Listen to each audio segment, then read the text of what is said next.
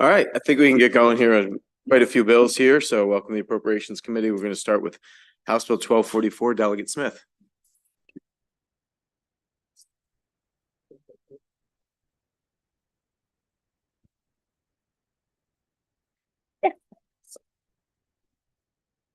Good afternoon, Mr. Chair, Mr. Vice Chair, and distinguished members of the House Appropriations Committee. For the record, I'm Delegate Stephanie Smith, here to represent House Bill 1244.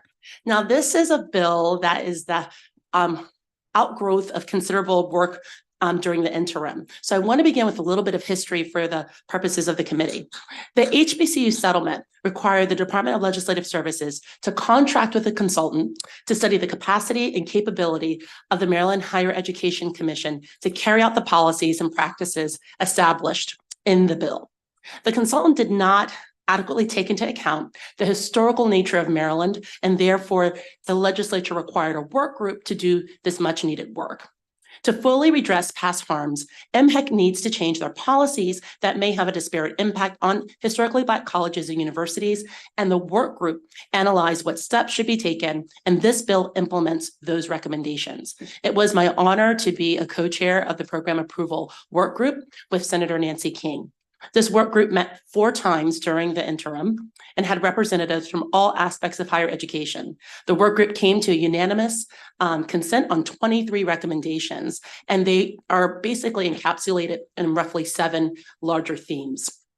One is around mission statements. Most of us are familiar that institutions of higher education have mission statements, and the work group discussed how MHEC could have more developed metrics for mission statement review. For example, MHEC must be considering the unique contributions that HBCUs make to the state and to the country, or whether a public institution of higher education has clearly defined their role in the higher education system of our state. There is also concern that the current institutional mission statements tend to be too vague and lack the specificity around the strategic role and direction of the institution, leading to mission creep. The recommendations require more developed and detailed mission statements and robust approval from MHEC so that public institutions of higher education have clearly defined and distinct missions to prevent the very mission creep between institutions. The legislature will also get a report after each mission statement review so that the legislature can ensure that the state is supporting each institution and meeting the needs of the approved mission statement. The second theme, state plan for higher education and the state workforce development needs. After reviewing what Maryland and other states do, the work group concluded that MHEC could make the state plan more effective for institutions by including more targeted workforce need information. Additionally, the state should be utilizing the resources of current state agencies devoted to identifying workforce needs. The work group's recommendations now require a new state plan to be adopted to have a clearer vision for the higher education system of Maryland. Additionally, the new state plan will be reviewed by LPC to ensure that the state plan is completed and meets the legislature's values. Additionally, the recommendations create a baseline level for the data that we will be using during the program approval process to remove contention and hostility in the program approval review process. The third theme, letter of intent. Currently, the state has no requirement for institutions of higher education to collaborate with each other. In the past, MHEC's leadership has made a little substantive effort to encourage institutional collaboration. Additionally, once a proposal is circulated, the proposal has already been fully vetted by the institution's governing board, and resources may have already been allocated to the expected implementation of the program. The objection opportunity is often too late in the process to encourage or require collaboration between institutions. The recommendations from the work group were to require a letter of intent from any programs the institution plans to implement in a 6-month to 2-year period. This will allow for more collaboration between institutions. We didn't want a charge-like collaboration to be empty. We wanted it to be more meaningful. And that's why we also, through this bill, are establishing a collaborative grant fund to encourage collaboration. The work group recommends that the state invest in this fund to provide resources behind the collaboration so that an institution doesn't have to feel the burden of collaboration. So I'll give you an example. There could be an institution that has staff that wear maybe 3 hats, and there could be an institution slightly better resource that can dedicate 1 or 2, 3 people just to the development of a new program. If we want to ensure that collaboration is real, this fund will give an opportunity for those institutions that have more limited resources to support their staff time being allocated to collaborative opportunities around new programs. And we believe that fostering meaningful collaboration is how we prevent the poaching of programs between institutions. Program approval objection process is the next theme. Work group members stated that MHAC's process for program review has not been sufficiently transparent, and that in the past, MHAC has not always followed its own specific deadlines related to review and approval. Institutions of higher education deserve clear timeframes that are followed for review of an institution's proposed program so that the institutions can be clear to students and stakeholders about the timely delivery of the proposed academic program and effective use of institutional resources in the development and delivery of academic programs. The recommendations will require MHAC to re-examine their deadlines to make sure that they are streamlined to meet the needs of the institutions and the students in the state. Additionally, the recommendations require MHAC to follow the procedures of all state boards related to public sessions and quorum requirements. The next theme, unreasonable duplication and graduate program analysis. The work group had concerns that these standards are not in regulation. Without adoption through this formal regulatory process, the program approval process appears to lack uniformity, consistency, and transparency in implementation. The work group also had concerns that the department has unfortunately conflated the test between unreasonable duplication and unnecessary duplication as the same test, instead of conducting different distinct analyses for each. While the objection for unreasonable duplication is in Maryland Code, relates to the duties of a coordinating body to allocate resources effectively, the test for unnecessary duplication follows the analysis for the objection under the violation of the state's equal opportunity obligations under state and federal law, and creates a very different duty for Maryland as a forma de jure segregated state. And a monumental shift to policy. These recommendations will finally clarify the difference between unreasonable and unnecessary duplication, putting the state in compliance with Fortis as a forma de jure segregated state. And lastly, the advisory committee. In recognizing the importance of a fair and equitable program approval process, the work group recommended a new program review process advisory committee within MHAC. So that is a summary of what this bill is doing. And I'm really happy that our task force over the interim worked very deliberately and very diligently around these themes.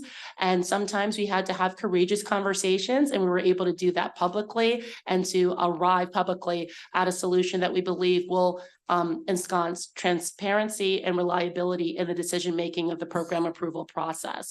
And so I do hope to receive a favorable report on House Bill 1244. Thank you, Mr. Chair. Thank you, Delegate. And before we get to our panel, let me just thank you, Delegate Smith, for your leadership, your hard work this summer on behalf of the entire committee on a process that was uncertain at the start, frankly, and turned out to be a really great work product. And I think that's a testament to your leadership. So thanks to your hard work. And I see we have a great esteemed panel with us. So welcome. Good to see you, sir.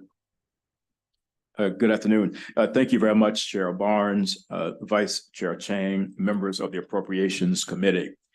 We at Morgan State University thank you for the opportunity to share our position on House Bill 1244. In responding to the bill, I too want to commend the program approval process work group for its diligent work since its initial appointment in August of last year, including especially Delegate Stephanie Smith and Senator Nancy King, who served as co-chairs of the work group. Also to Delegate Kevin Harris and Senator Ron Watson, who also served on the work group from the Maryland General Assembly. Through my appointed representative to the work group, Morgan State University indeed supported and voted in favor of the work group's report and recommendations, which were unanimously approved and adopted by members of the work group representing the General Assembly, the Maryland Higher Education Commission, or MHEC, and all segments of higher education in the state. HB 1244, which is cross-filed with SB 1022, will necessarily and appropriately codify the report and recommendations of the work group, which in direct response to the General Assembly's mandate, substantively and procedurally addressed several areas.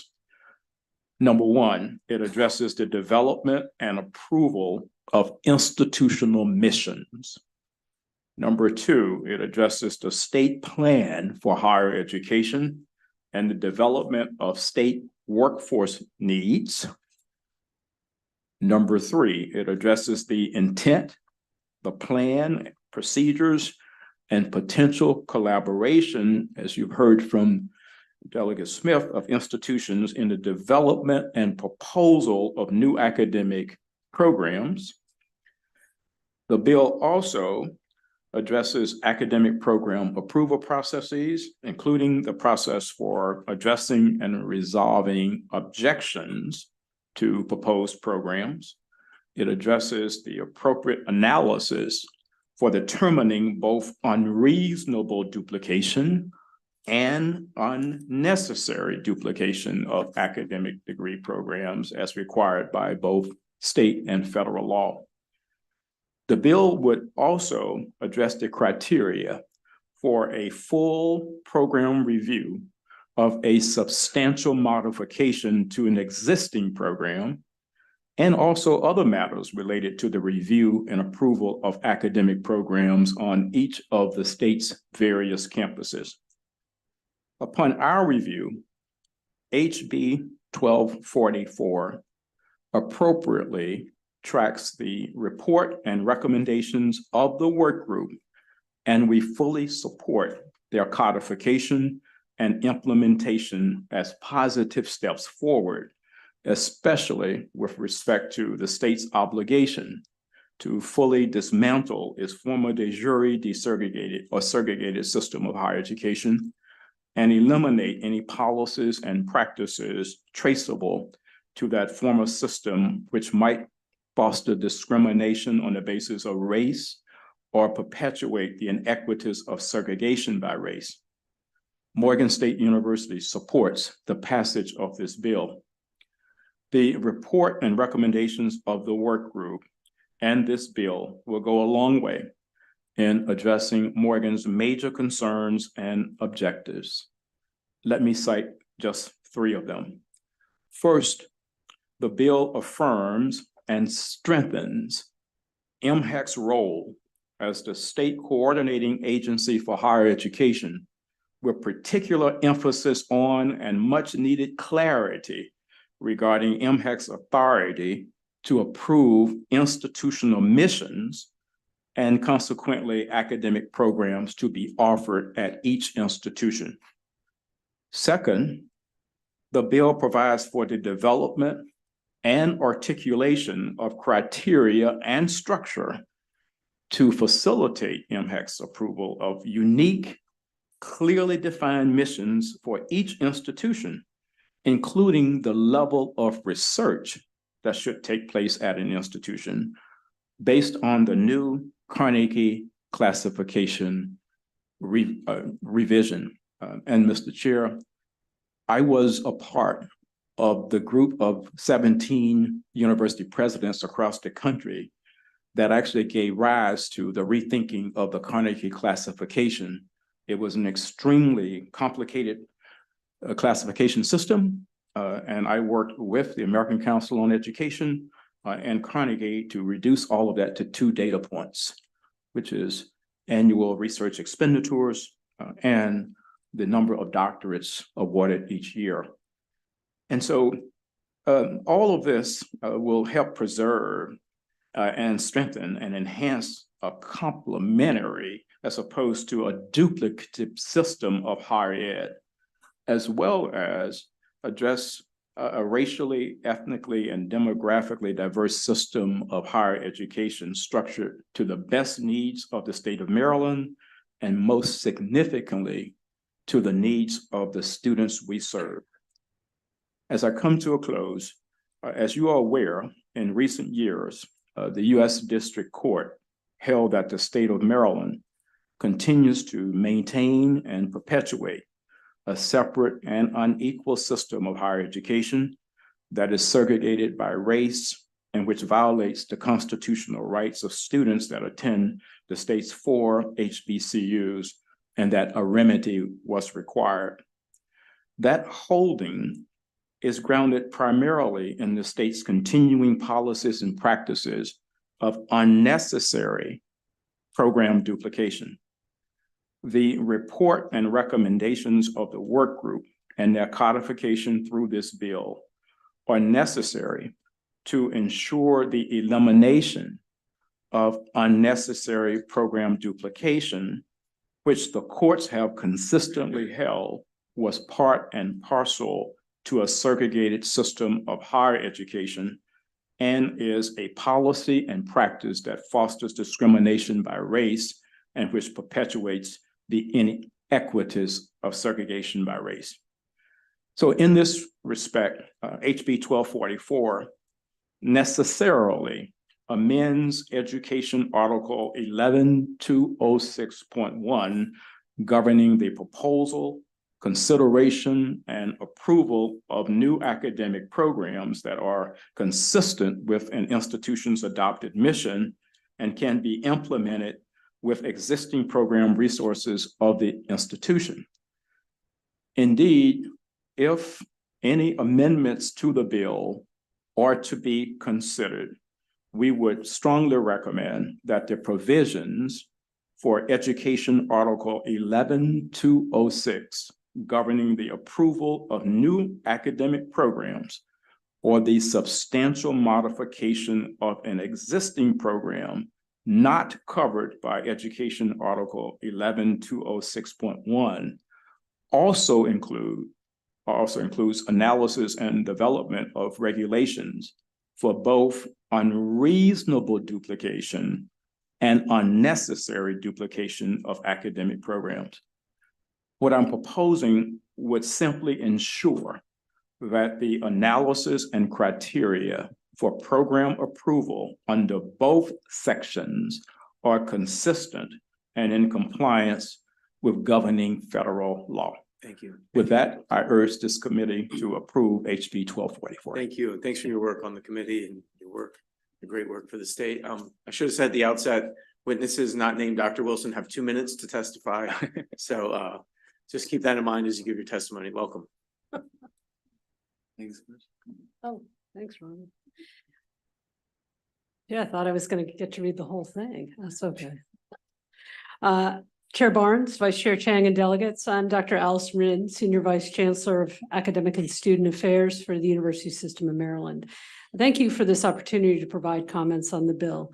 We appreciate the work of all the members of the task force for their many hours of hard work, and we understand the complex challenges, and we value the efforts to move us forward, and particularly thank Delegate Smith and Senator King for their leadership. We also appreciate that the task force took up some suggestions submitted related to the recommendations, but we do have one area where we hope that there'll be some greater clarity provided. We hope the statute and subsequent regulations will clearly articulate when an otherwise approvable proposal would be denied for unnecessary or unreasonable duplication. Currently, applying institutions don't know how the various considerations listed in regulation might be weighted by the Secretary and Commission.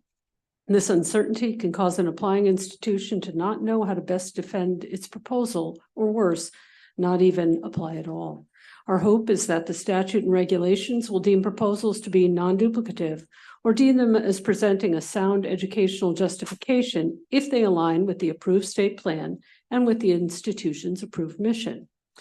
That would mean that the institution is working in its designated focus area and that the state has significant workforce needs in the field. Lastly, we also hope that the statute and regulations clearly define what would constitute demonstrable harm leading to a program denial, Again, if a proposed program fits the approved state plan and the approved institutional mission, there should be workforce demand sufficient to support multiple programs. But if additional considerations should constitute demonstrable harm, our institutions would benefit from a clear articulation of those criteria and their weights. If I may close, although this legislation is intended to support all institutions of higher education in the state of Maryland, we're especially excited about the opportunities for the 3 HBCUs within the University System of Maryland, Bowie State, University of Maryland, Eastern Shore, and Coppin. This legislation provides a predictable, transparent, and collegial process for the review of program proposal, and it's important to the students who wish to study in Maryland's diverse institutions. Thank you. Thank you. Welcome. Right. Good afternoon. My name is Dr. Ronnie Allen, and I have the privilege of serving as the Provost and Vice President for Academic Affairs at the University of Maryland Eastern Shore. Chair Barnes and Vice Chair Chang, members of the Appropriations Committee, thank you for the opportunity for me to be able to provide brief remarks regarding our support for House Bill 1244. First, I want to thank Delegate Stephanie Smith and Senator Nancy King and the work group for their efforts on the bill. They did a great job examining the program approval process and outlining recommendations that, one, allow for resources for the state agencies involved in the approval process, two, encouraging collaboration among us as institutions of higher education in the state, and three, providing transparency in the decision-making process. However, most importantly, we appreciate the section of the bill that deals with a key component of the program approval process, which is determining state and regional workforce needs. We believe the collaboration among the Department of Commerce, the Department of Labor, and the Commission is key in that allowing each agency to hire staff with expertise in developing common data sources and measurements will help the Commission make an informed decision. I will conclude my remarks here and thank you again for providing me with the opportunity to share our support for the bill. Any questions for our bill sponsor or this panel? Done a great job. No questions. Thank you all. Great to see you all. We have one more witness, Mr. Coley and Secretary Rye. Mr. Secretary, welcome. Thank you.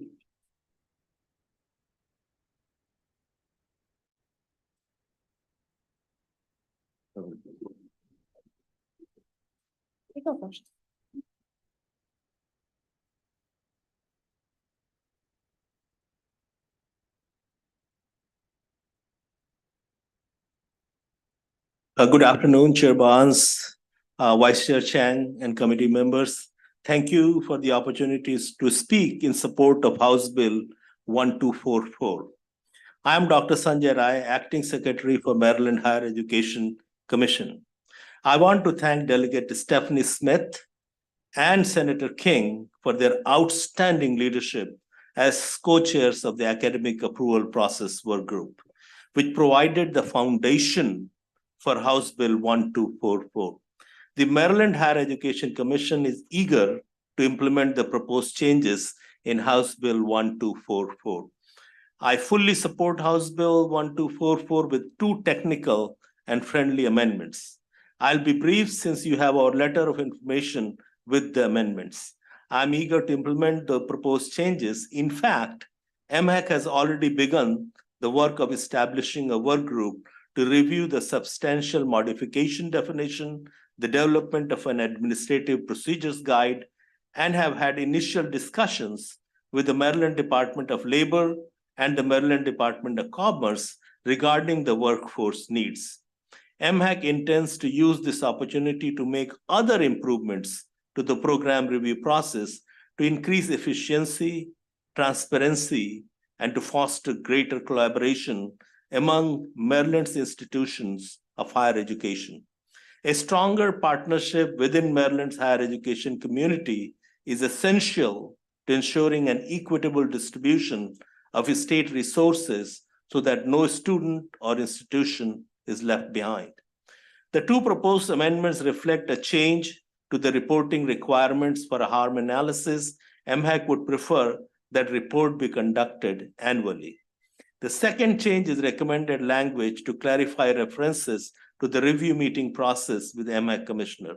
I am continued to a committed review of the academic program review process employed by MHAC in collaboration with all institutions and stakeholders, and will make additional improvements that increase transparency. I support HB 1244 with the 2 technical amendments and ask the committee for a favorable report. Once again, thank you for allowing MHAC to share our position on House Bill 1244. Thank you.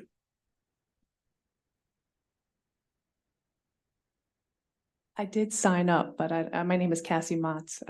May I speak? Okay. Thank you. Good afternoon, Chair Barnes and committee members. My name is Cassie Motz. I am the chair of the Maryland Higher Education Commission, which is the board that oversees the agency of the same name. It's a 12-person board with all members appointed by the governor.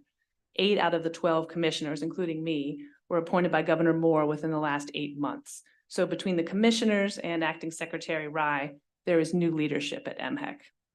I too want to start by thanking the legislative work group, particularly the very strong leadership of Delegate Smith and Senator King, for leading this effort to reform the academic program approval process. The work group was already in place when I was appointed as Higher Education Commission Chair in July. And when I was appointed, one of the very first things I did on day 2, along with Secretary Rye, was to ask the colleges and universities to pause voluntarily their contested academic program review hearings until this legislative work group had a chance to meet and issue its recommendations. Most universities agreed to this voluntary pause. We've actually only had 2 review hearings since I've been chair. The reason that we encouraged the pause on the contested hearings is because it was clear to us and pretty much everyone else involved in the process that reform to this long-standing, decades-old process was needed. So today, I enthusiastically support this reform legislation because it is focused on transparency, collaboration, and data-driven strategic decision-making across the state. First, a word on transparency. A process only works if it is transparent, fair, and equitable. The Maryland Higher Education Commission very much supports transparency, and in fact, the commission has already taken many of the reforms proposed in this bill in the 2 review hearings that we've held since I've been chair. Further, I support this legislation because it encourages and in fact incentivizes colleges and universities to collaborate. Maryland has world-class institutions of higher education, HBCUs, other public institutions, private colleges, community colleges. We should be working together to design academic programs to keep Maryland students in Maryland so we can compete in this 21st century economy. Moreover, I support this legislation because it focuses on data-driven strategic decision-making. Like others who have spoken, I'm excited about the collaboration between the Departments of Commerce and Labor and the Higher Education Commission to collaboratively address and assess market demand for a particular occupation or industry. And finally, I want to emphasize the Maryland Higher Education Commission's commitment to preserve and honor the legacy of our state's 4 great HBCUs. Implementing this legislation will be an opportunity for the Higher Education Commission to work in partnership with institutions and agencies across the state to foster innovation, promote collaboration, create institutional distinction, and ultimately provide opportunities and choices for all Maryland students to be ready for 21st century jobs. Thank you. Thank you very much. Thank you. Thanks for your work. Delegate Harris. Appreciate it, Mr. Chair. I Thank just you. got one quick question. Does MHEC plan to enforce the policy related to the pause during the implementation of this bill? It is a voluntary pause, and we will continue to offer institutions the opportunity to take advantage of the voluntary pause. Yes, sir. Appreciate it. Thank you. Great question. Any other questions? All right, Madam Chair, Mr. Secretary, thanks for your service. Thank you. Thank you. That concludes the bill hearing. And again, thank you to everyone who served on this important committee. We'll now move to House Bill 1082, Delegate Smith. Thank you, Mr. Chair, Mr. Vice Chair. For the record, Delegate Stephanie Smith here to present House Bill 1082. This will be very brief. This is a bill we passed last year, and it died in the waning seconds of sine die, coming back from the Senate with a small modification. All it does is it provides every local education agency in the state a dedicated staffer whose sole focus is the implementation of the blueprint. So you all supported it last year. And I'm hoping to receive a favorable report for 1082. Questions? Okay, we do have two witnesses. I'm not sure if they're here. We need to, John Willems and Rhea Gupta from Strong Schools. You want to add anything? Again, just reminder that we passed this bill last year.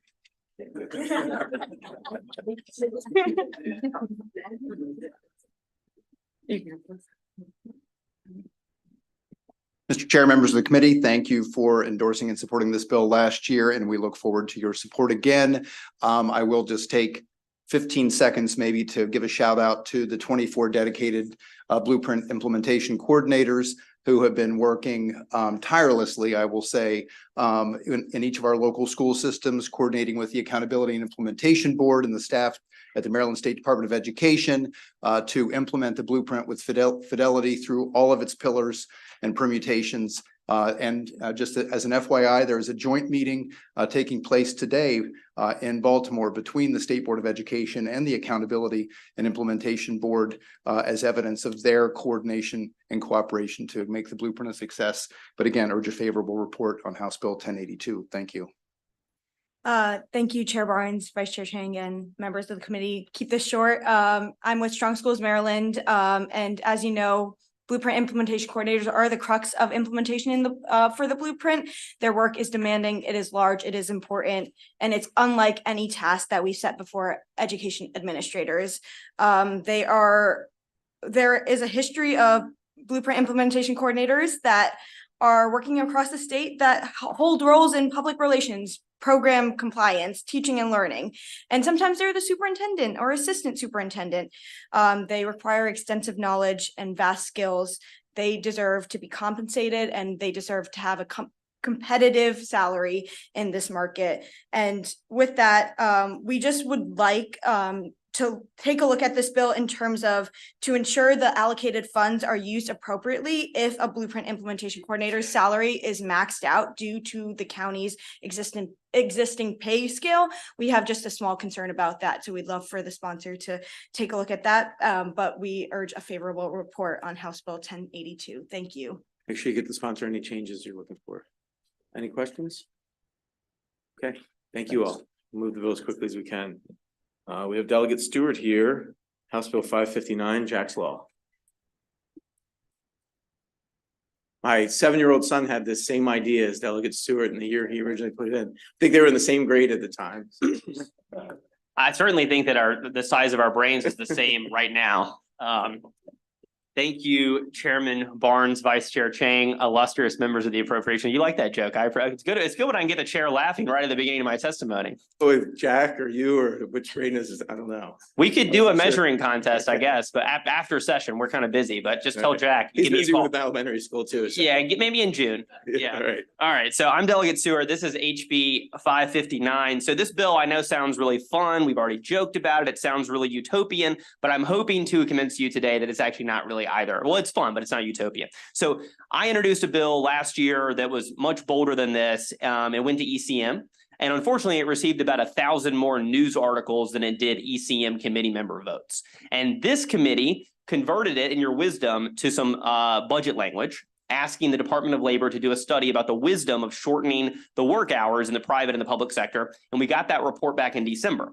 And it was good. It was mostly positive. But the most interesting thing in the report was it told me something that I didn't know, which is that prior to 1991, state workers in Maryland had a 35.5-hour work week.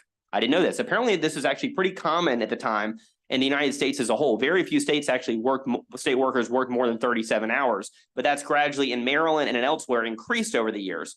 Governor Schaefer did this. He basically, in a matter of weeks or months, made this shift from 35.5 to 40 hours for 60% of the state workforce. So 60% had the 35.5. He did it basically overnight. And he thought that it would reduce costs. That was the idea. We had a little bit of a budget crunch. Y'all know something about that.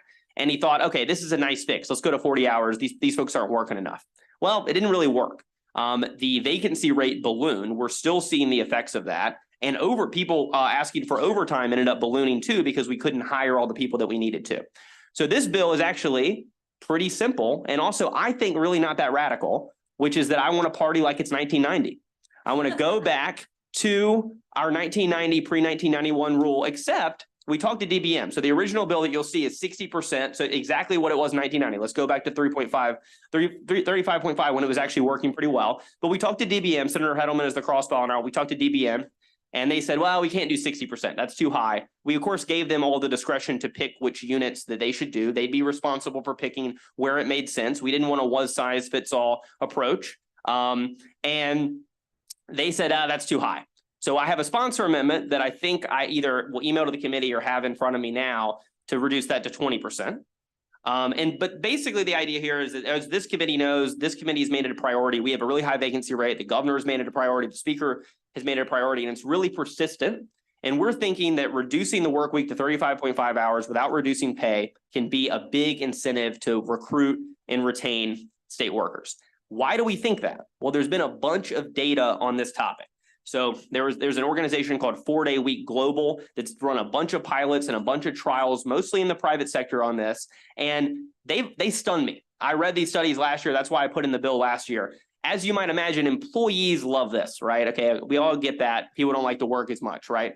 But what shocked me is that employers in the private sector, but employers loved it just as much. And all the surveys after these pilots, they reported like 9 out of 10, 100% of the companies that have tried this have adopted it permanently in all the trials. And so it's kind of a win-win-win. You help the employees, you help the employers, and you help society as a whole, because if people have that extra 5 hours, they can spend it doing things like spending time with their family, spending time with their friends, maybe even like, going to church, joining a union, getting involved in their neighborhood. So we think it's a win-win-win. We think the data is really compelling. And we think that at a time with vacancy rates, the recruitment and retention piece of this could be really powerful for the state workforce. I want to close on a little bit of a downer, which is I want to address the elephant in the room, which is that after we talked to them a lot over the summer and fall, DBM has submitted, you'll see, unfavorable written testimony, womp womp, in your bill file, right? That's not great. But we think that we can come to some sort of agreement with them. They're worried about implementation, even though they're responsible for this. They pointed to the fact that they do have to work with the public employee unions to figure this out. And they're worried that we're not giving them enough time. We're worried that it's still at 20%, it's too high a percentage of the state workforce. But if you look at the union's testimony, they think that the implementation deadline is extremely reasonable, maybe even too reasonable. So I think that between my office, this committee, both of those entities, we can come up with what the right number is for the percentage of state workers that we're going to cover with a reduced work week, and also what the implementation deadline would be for them to achieve it. We think that the 35.5 hour work week schedule worked for the entirety of Maryland state history, basically until 1991. The status quo isn't working. This is a proven model that's worked elsewhere, and we would like to see it for the state workforce, at least for a small percentage thereof here in Maryland. I urge a favorable report.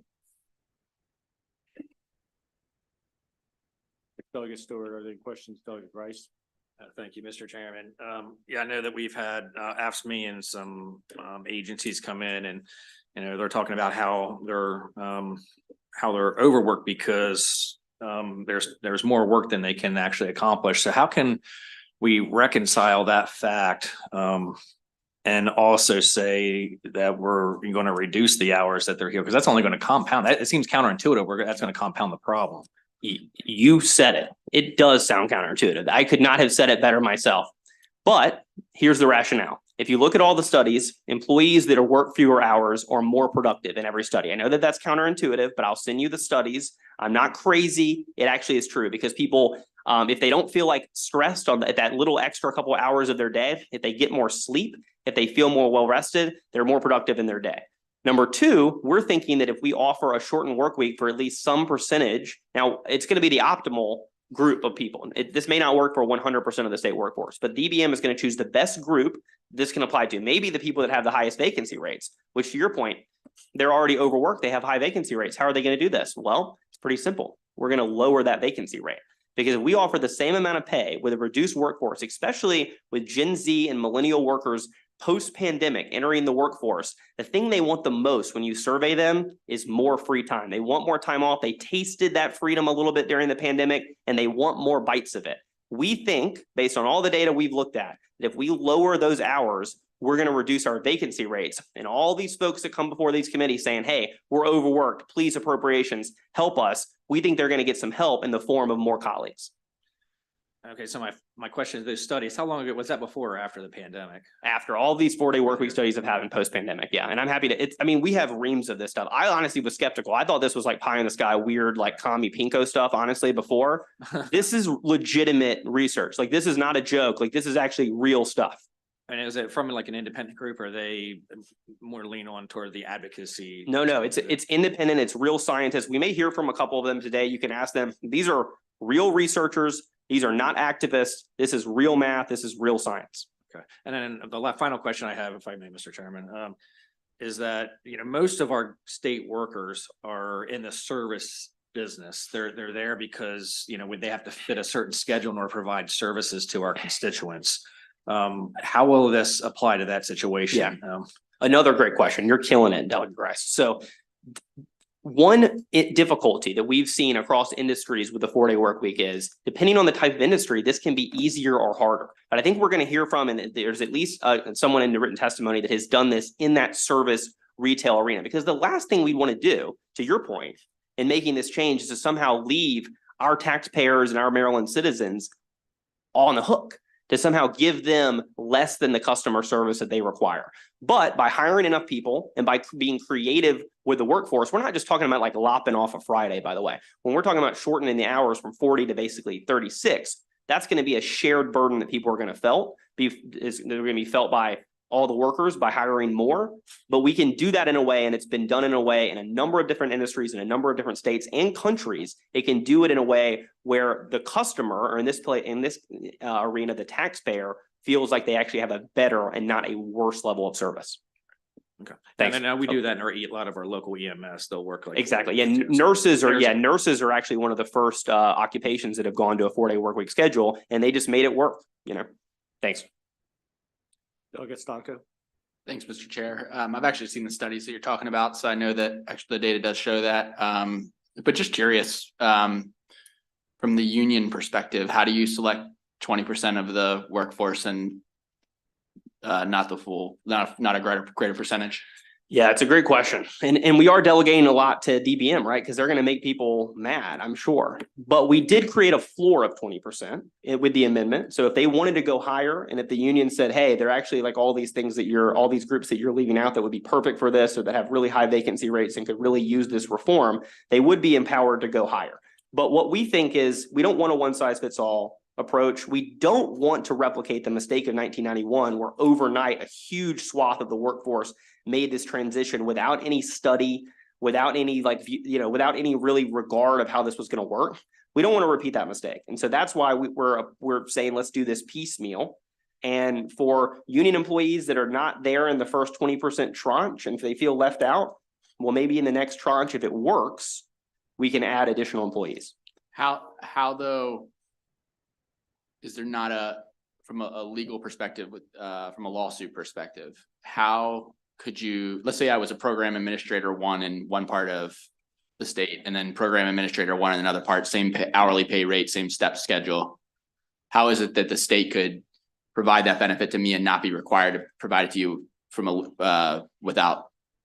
Yeah, it's a great question. So it would be based on the collective bargaining unit. So basically, like the divisions, it would be 20% of the divisions, not 20% of the workforce, in the sense that within the same division or within the same office, we wouldn't be treating people differentially just because we're choosing this person instead of that person. That would give rise to a lawsuit. But treating units differently, bargaining units, I'm sure the union folks who are going to testify can tell you more about how this works than me. But treating units differently is something we do all the time. And in fact, as I mentioned before, in 1990, only 60% of the workforce had a 35.5-hour week, and 40% had a 40-hour week. Gotcha. So we know we can do it. Gotcha. Thanks. Delegate Stallman. Thank you, Mr. Chair. Thanks, Delegate Stewart, for stirring the conversation, stirring the pot. So I noticed the bill doesn't have an official sort of definition of a 4-day work week. It just says less than 36 hours. Is this also something you can envision where you could work 5 days, but your hours are reduced? Is that flexibility for DPM in the pilot? Yeah, that's exactly right. And this is a great question too. So 4-day work week is a nice snazzy title for a bill. We're not literally saying that people are going to be working 4 days of the week. We're talking about shortening the work week from 40 to 36. And we would expect this, every, unit of state government would be different, but we would expect people probably in most cases to still work 5 days a week, but just either start their day a little later or end their day a little earlier. And actually talking to just regular people about this bill for the last couple of years, the number one thing I hear is from parents of young kids like us who say, it would be awesome if every day of the week I get off a little bit earlier so I can make it to when my kids can get off the bus. Or if I could start a little bit later so that I could drop my kids off at school. That's the number one thing I hear. So I don't think that people are going to be rushing to be like, oh, I need 3-day weekends. I actually think that what it is going to look like probably both from an organizational efficiency standpoint and an employee satisfaction standpoint is reducing the hours every day. And then just one other question, and appreciate that answer on your conversations with DBM. So, DBM's testimony didn't say anything about the potential cost, but the fiscal note sort of has a big question mark in it. There's an official number, but then it says, we basically can't estimate anything. In your conversations with DBM, they talk to you at all about potential cost, or what would your response be to the fiscal note piece? Yeah, I mean, unfortunately, and I think they obviously had a hand in advising the fiscal office on this. I think DBM sort of has thrown up their hands as well. They have essentially said, we don't know how to calculate these costs.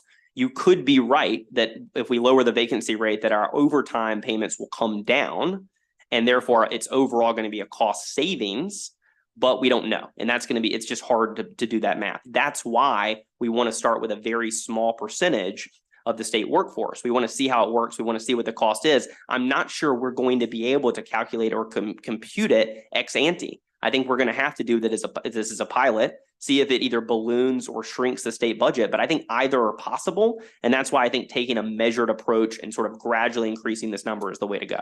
But what I will say is that pre-1991, it was actually very expensive. I mean, it was actually not as expensive when you had more people working. Delegate Edelson. Thank you, Mr. Chair. Any thoughts on a friendly amendment to include members of the Maryland General Assembly? And as the second part, please recall how nice I am to you when you decide who's in the 20%. I will always keep how nice you are to me. You're a good friend, and I will make sure that your friendship to me is noted with DBM when we pass the bill. What I will say is the Maryland General Assembly basically has a 4-day work week, right? I mean, there was a great speech last night that was given by one of our colleagues, but other than that, there wasn't like a whole lot of real work done, nor is there ever not too much on Monday nights. That's true. Yeah, I forgot the Appropriations Committee does meet Mondays. So I guess what I'll say is everyone else has a 4-day work week. Appropriations needs to get with the program.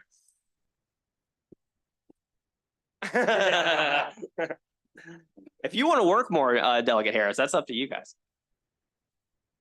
Great. Well, thank you very much. That's for your bill sponsor. We'll also have now testimony from 2 other witnesses. Thank you. Here we have Demetrius Cavathis with the Lower Shore Clinic, and also Rose Wirtz with the AFT Healthcare Maryland.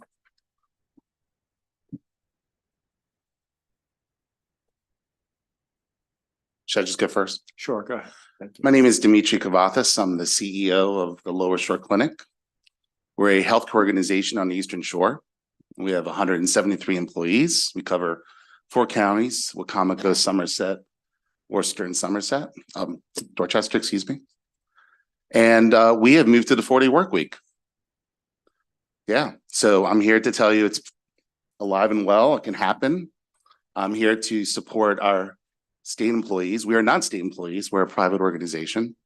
But we have done this, and it has been a fantastic recruitment strategy for us. We've gotten fantastic nurse practitioners. We've gotten really great employees coming because of the 4-day work week, and it's very popular. And I think if you think about all the vacancies that the state has in particular, what a great recruitment strategy. I do hear the questioning around how this works logistically. And I would liken it to a doom loop. If you have a ton of vacancies, you can't get the people in, then people are working hard, then you always have these vacancies, and it just keeps going around and around. And instead, all you have to do is reorganize yourselves, maybe move some of those vacancies to support the 4-day work week. We actually have what we call the weekend division, where people work a 3-day, 30-hour week for full-time pay, and is again been very popular, not only because of a 30-hour work week, but because people that have kids at home, they can stay with them. They can homeschool, they can do the daycare Monday through Thursday, and then they figure out Friday. We have full benefits. It's a great place to work. This is also a sales pitch for people to come work for my healthcare organization. I just want to also say we need state leadership to lead in our societal movements. I'd love for you guys to be the leaders in this. Thank you.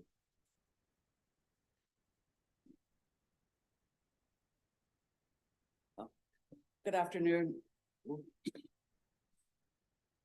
Sorry. Good afternoon. My name is Rosemary Wirtz. I'm the field coordinator for AFT Healthcare Maryland, the exclusive bargaining representative for healthcare professionals assigned to bargaining unit E in Maryland State Government. Thank you for the opportunity to submit testimony in support of House Bill 559. Our bargaining unit includes registered nurses, physicians, therapists, and counselors. Vacancy and turnover rate for classifications in our bargaining unit has increased over the few years and it was always high. In an effort to attract and retrain registered nurses, we negotiated a 36-hour work week, 2019. Since that time, we piloted that 36-hour work week program within 2 hospitals in Western Maryland, the Finance Center and the Western Maryland Hospital Center. Those facilities posted vacancy announcements for registered nurse positions, identical announcements. The only difference was a 36-hour work week versus 5 8-hour shifts, and they got over twice as many applications for the 36-hour work week. Those are the only 2 facilities that do not have a nursing shortage. Okay, they have a shortage with other employees, but registered nurse pins are filled in those 2 facilities. They're the only 2 facilities in the state of Maryland that have a full contingent of registered nurses. We have just finished negotiations with the Department of Budget Management. We had extensive discussions about the 36-hour work week, and they have agreed to expand the 36-hour work week to an additional facility, the largest facility, well, one of the largest facilities at Springfield Hospital Center in Sykesville, Maryland this year. We are interested, first of all, nurses were working the 36-hour work week in the 70s, and we just started implementing that for state employees 4 years ago. We would like to get ahead of this.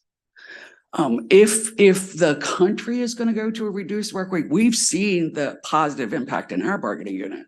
You know, we have nurses now, and our nurses are staying.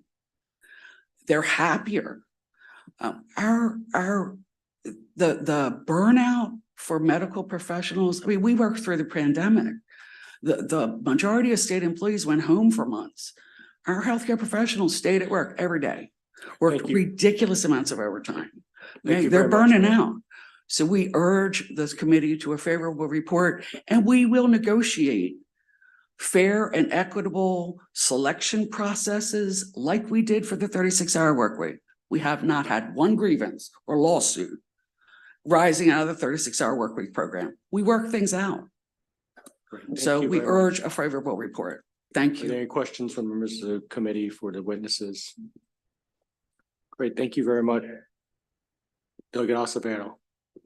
Thank you, Mr. Chair. Appreciate that. Thank you all for your testimony. Really appreciate it. You know, just listening to you all reminds me of conversations that I have with 2 of my older siblings who are nurses. One of whom is a nurse right here in Anne Arundel County. And I appreciate your testimony. You actually answered a good bit of my questions in your testimony. One question, though, that I'm curious about, if you may know, or that information could be provided. But you said that they've implemented the 36-hour work week. Do you know how much that cost in order to implement that? I don't think I heard that in your response, but I think you've answered a good bit of my other questions based off your response. But do you have any information on how much? I know it's been around for some time, and quite frankly, other industries need to catch up. But how much did it cost, I guess, to implement that 36-hour work week for nurses? So for us, if there was a cost to it, I would have heard at the negotiating table, and I have not. And they're expanding it. So, you know, I would have expected to hear numbers back from management and to have them stop expanding. And I haven't had any of that.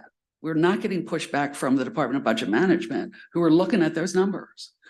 We get pushback from management at the local level because implementation can be difficult. It can be difficult, but we work them out through the Labor Management Committee process. That's what the process is for. So anytime there's a dispute, we go back to management within that facility and we work it out. You know, and it seems that employees are much happier and we have, employees staying. Right. Critical. But it wasn't some exorbitant number in order to, that you're aware of. Got it. Thank you. Thank you, Mr. Chair. Great. Thank you very much, Delegate Alcivar. Are there any questions from members of the committee for these witnesses? Great, thank you very much. We have one virtual witness. We have Joe O'Connor with work time reduction.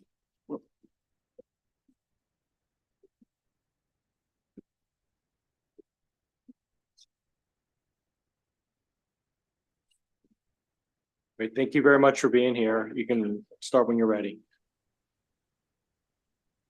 Hi there. Thank you.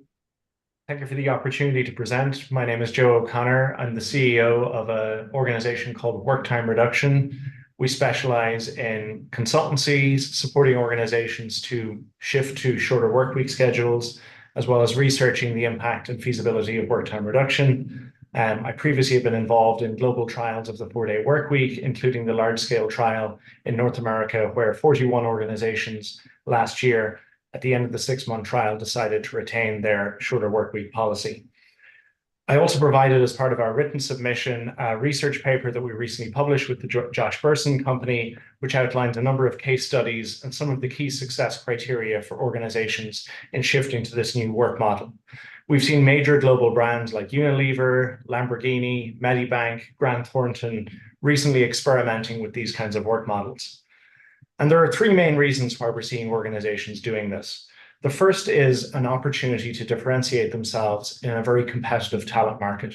For a lot of organizations, this is an opportunity to give themselves a competitive advantage when it comes to retaining their best talent and attracting people to the organization, and particularly for organizations who are unable to pay top dollar salaries vis-a-vis their competition. Secondly, many organizations look at this as an opportunity to boost productivity and efficiency within their organization, using the offer of work time reduction as an incentive to drive operational efficiency and work redesign. And thirdly, we see this as being a very beneficial initiative when it comes to employee well-being and burnout. Data from the recent State of Workplace Burnout Global Survey, the world's largest longitudinal study of employee burnout, showed that for employees working in organizations with reduced hour schedules, they had a 9% level of burnout in comparison to 41% for employees working in organizations with standard workweek schedules of 40 hours or longer. So I welcome this 4-day workweek implementation bill in Maryland. I think it's a real opportunity for the public sector in Maryland to show leadership on this very innovative new future of work initiative. And I think particularly with the context of artificial intelligence, whereby we're about to enter into, in fact, we've already entered into a very transformative period in terms of the world of work. Work time reduction has the potential to act as something that really helps organizations to adopt. Honor. Thank you very much. If you could summarize it. If you could summarize your testimony. Sure. Just by way of final remarks, I was going to make the point that in a world where artificial intelligence is opening up new possibilities in terms of productivity and efficiency gains, there's a real opportunity here to share those benefits with the workforce in a way that can be a win-win both for organizations and their employees. Thank you.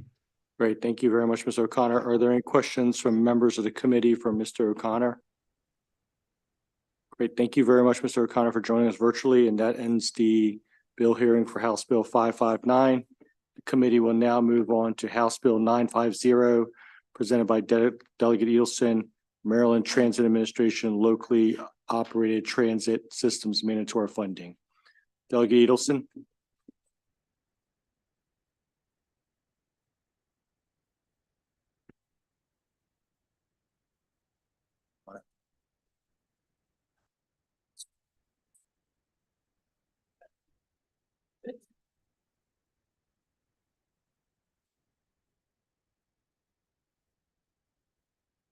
Good afternoon, Mr. Vice Chair, members of the Appropriations Committee. Shocker, I have another transit bill.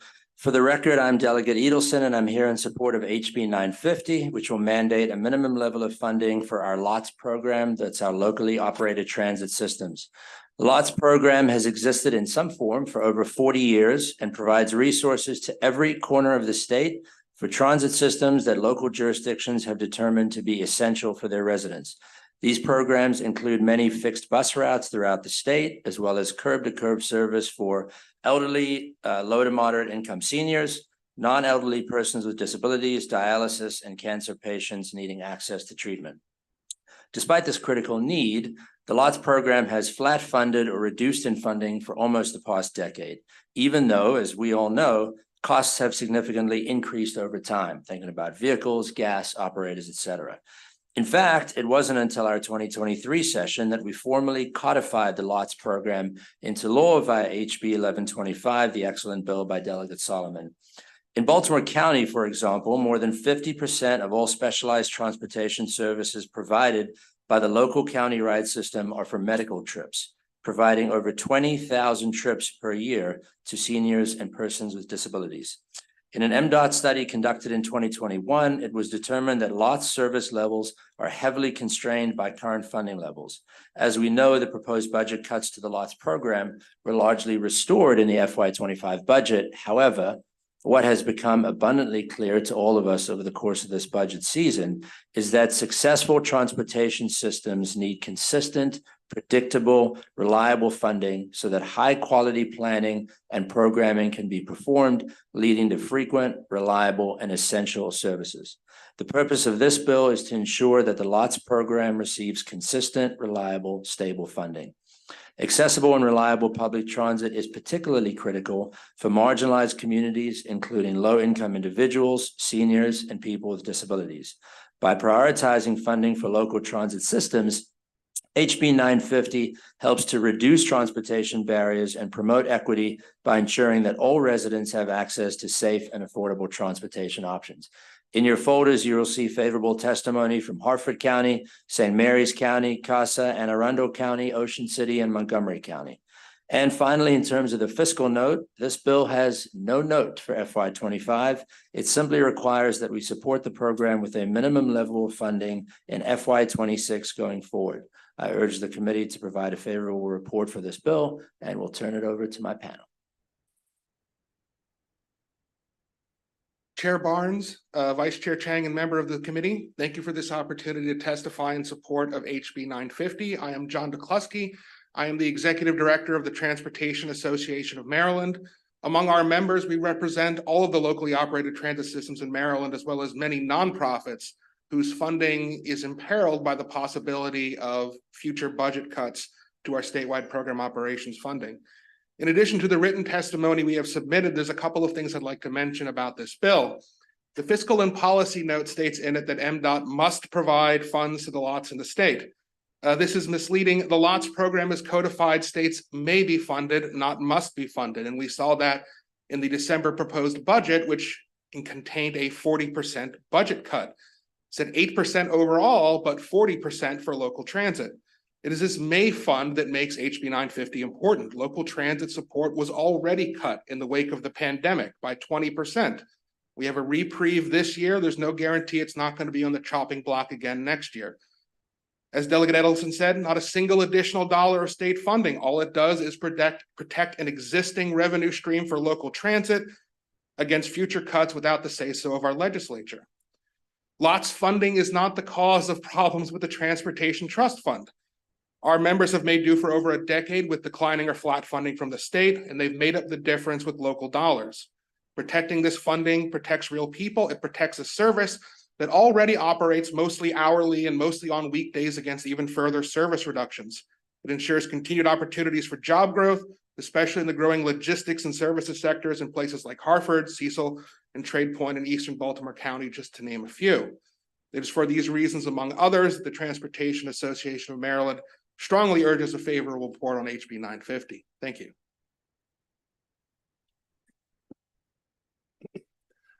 Good afternoon, Mr. Chair, Vice Chair, members of the committee. My name is Rob.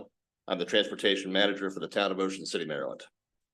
Like Maryland's other locally operated transit systems, we provide mobility to a transit-dependent resident population and workforce, connecting them to jobs, food, medical services, and other life essentials.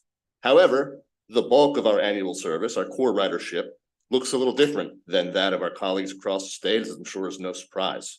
And it might cause you to speculate that for Ocean City, a reduction in grant funding would cause an inconvenience to beachgoers and boardwalk visitors, but wouldn't have truly any significant detrimental effects.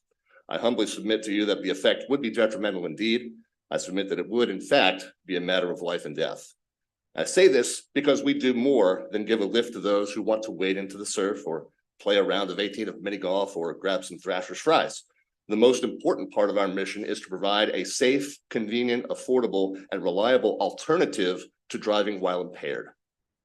For those who come to town to relax, unwind, and enjoy a few beverages, hopefully responsibly, we provide a means to return safely to their lodging arrangements without getting behind the wheel.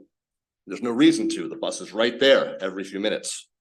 A reduction in funding means a reduction in the frequency of service and an increase in the incidence of buses already filled to capacity. This in turn may well result in an increase in impaired vacationers making poor travel decisions, risking injuries and fatalities to pedestrians, bicyclists, motorists, and their passengers.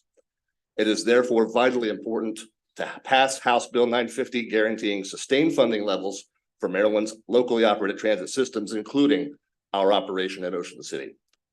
Please do your part to keep Ocean City, as well as all of Maryland, somewhere to smile about. Thank you.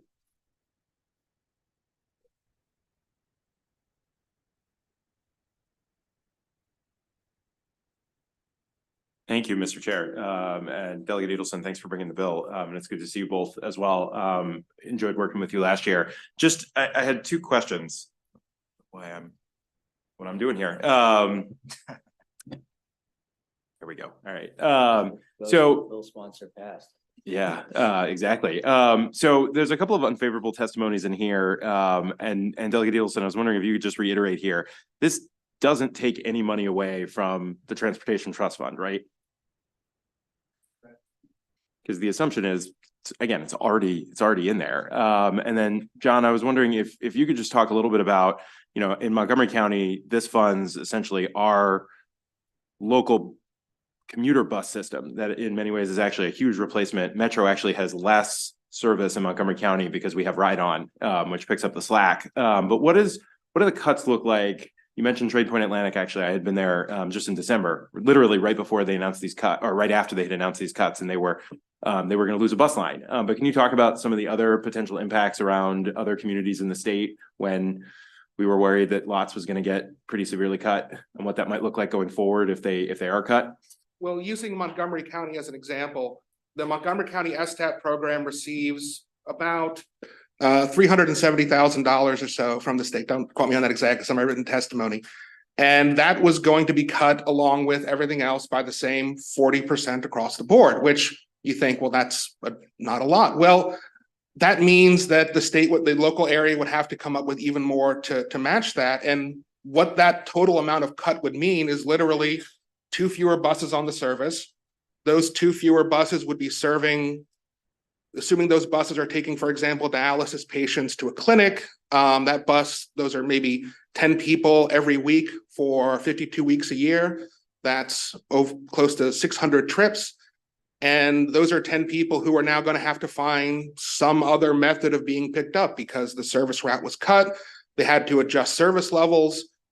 But beyond just the initial cut in service, what that kind of cut we were looking at back in December would mean is an almost permanent loss in service capacity for many of these agencies, because you start laying off mechanics, you lay off bus drivers, and even if eventually you make good with local funding, it's going to be a work of many years to rebuild the level of service that you had previously. And the same thing you're going to see in every county that operates that. And I want to say, it's not just the local transit that would be cut. Nonprofit programs like the Senior Rides program, which funds volunteer transportation across the state, one of the most efficient means of transportation, that was also getting cut by 40%. Everything across the board. And the disaster that would have caused is why we feel HB 950 is so important. Thank you. Thank you, Mr. Chair. I just want to add, if I can, Just to add a little bit of context on your question, Delegate Solomon, to me, which was to make clear, in response to the unfavorable testimony that we have, the fear that the unfavorable testimony in the file raised is that by moving this bill, we will remove funding for other projects in the Transportation Trust Fund, which is categorically not the case. We have funded lots in the past, and all this bill says is that we will continue that funding level at a minimum level in the future, protecting the program so that we don't have a situation where it can get drastically cut, which was the fear that we had this year. Are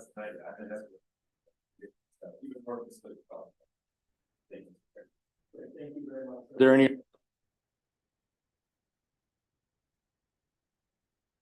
Okay, great. Thank you very much. We have joining us virtually Samuel Sneed with the Anne Arundel County Office of Transportation.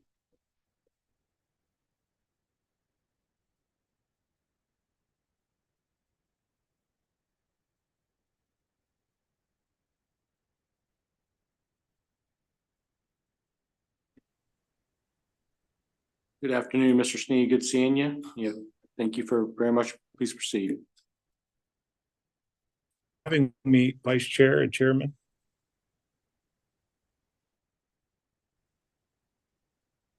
Start with your testimony. So today I'm here to support the proposed locally operated transit system funding bill. This bill is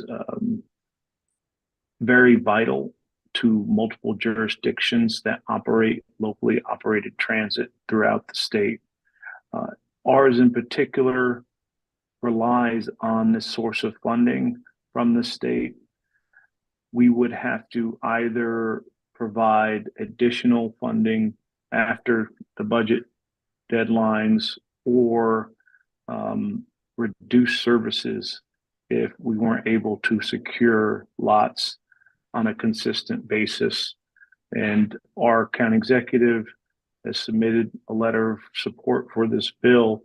And I just wanted to echo how much the impact affects our local residents who rely on our locally operated transit system. Thank you. Great. Thank you very much, Mr. Sneed, for joining us virtually. Are there any questions from members of the committee for Mr. Sneed? Okay, thank you very much, Mr. Sneed. Have a great day. Thank you. And then we have Jody Glock with Harford County, Maryland, Harford Transit Link. Thank you for joining us, Jody Glock.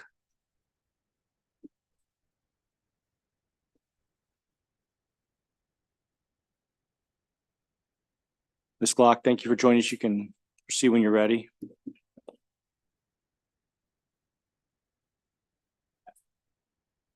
You could unmute yourself first. Thanks. All right. Thank you, Chair Barnes, Vice Chair Chang. My name is Jody Glock. Thank you. My name is Jody Glock. I'm one of 26 locally operated. I am unmuted. Ms. Glock, we're having difficulty here. If you can adjust your volume.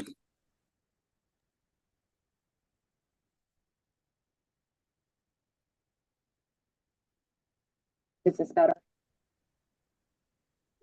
Is this better, sir? Yes, it's a lot better. Yeah. Fantastic. Thank you for your patience. My name's Jody Glock.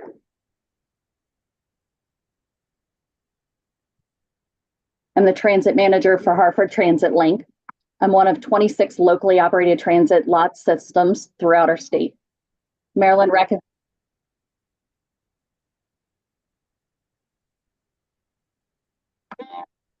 I apologize, I'm having technical difficulties on my end. Yeah, just go ahead and keep speaking. Okay. Maryland recognizes 18 of 24 jurisdictions as rural.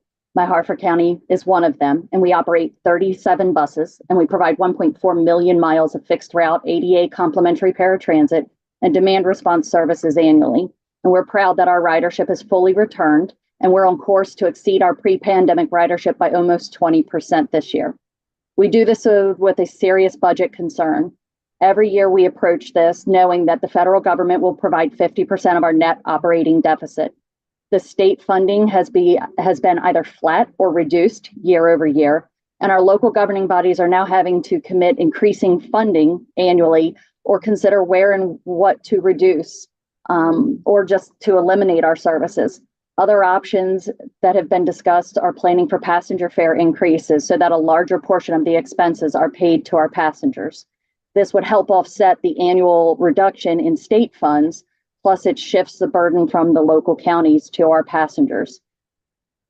10 years ago, the state provided 12.9% of our 5307 operating budget, and this year it's only 5%. 10 years ago, the state provided 24.8% of our SDAP budget, and this year it's only 9.6%. Hartford County provides 87.5% of our SDAP budget to provide services to our residents. Rural transit systems are at a breaking point without dedicated fiscal commitment. Mandating matching funds from the state for public transit would be your fiscal demonstration that Maryland fully recognizes and supports all of the wraparound services that are provided to ensure aging in place, dialysis care, chronic condition treatment, employment, economic development, and educational opportunities are successful. It is critical to helping our rural agencies go the distance it actually takes to serve our riders. For these reasons and those outlined in my written testimony, we request your favorable report on HB 950. Glock, are there any questions from the committee for Ms. Glock virtually? Great, thank you very much. That ends the bill hearing for House Bill 950. Thank you all. All right, thank you, Mr. Chairman. We're going to move to House Bill 966, Delegate Forbes.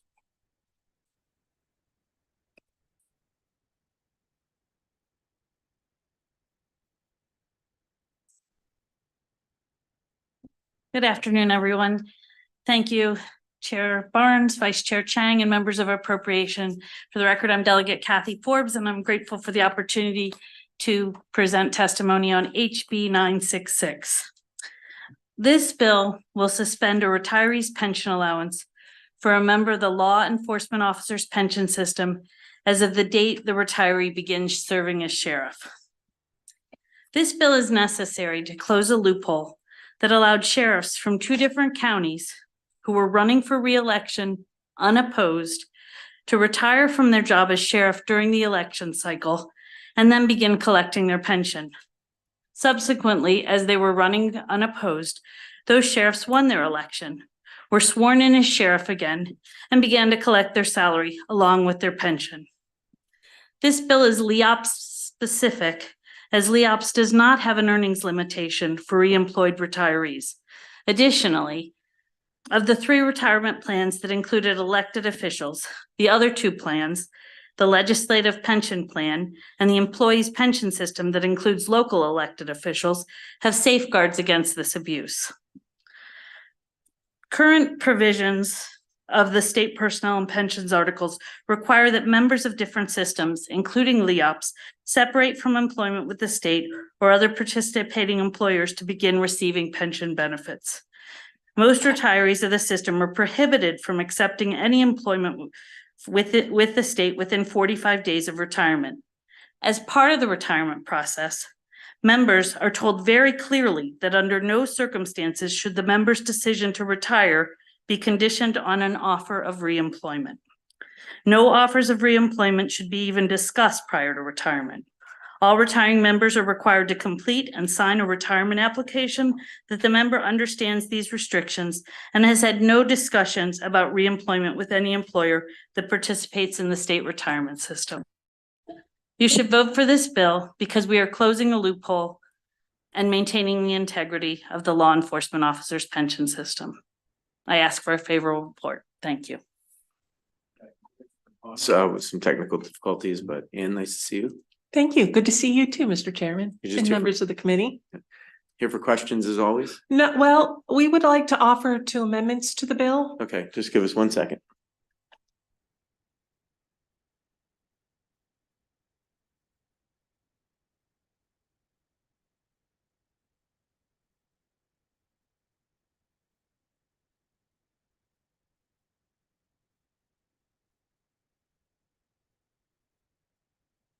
For members of the public listening, our camera's knocked out, but we still have audio, so we think we can go forward within the rules with the audio. So with that, Ms. Gothrop, welcome. Oh, There you go. So before I talk about the amendments, I just wanted to take a second. I come before you guys a lot and I talk about, well, this bill could jeopardize our tax qualified status. Perhaps we need this bill to preserve our tax qualified status, but I never really explained to you what that means. And I think it might be helpful if you just understood that a little bit.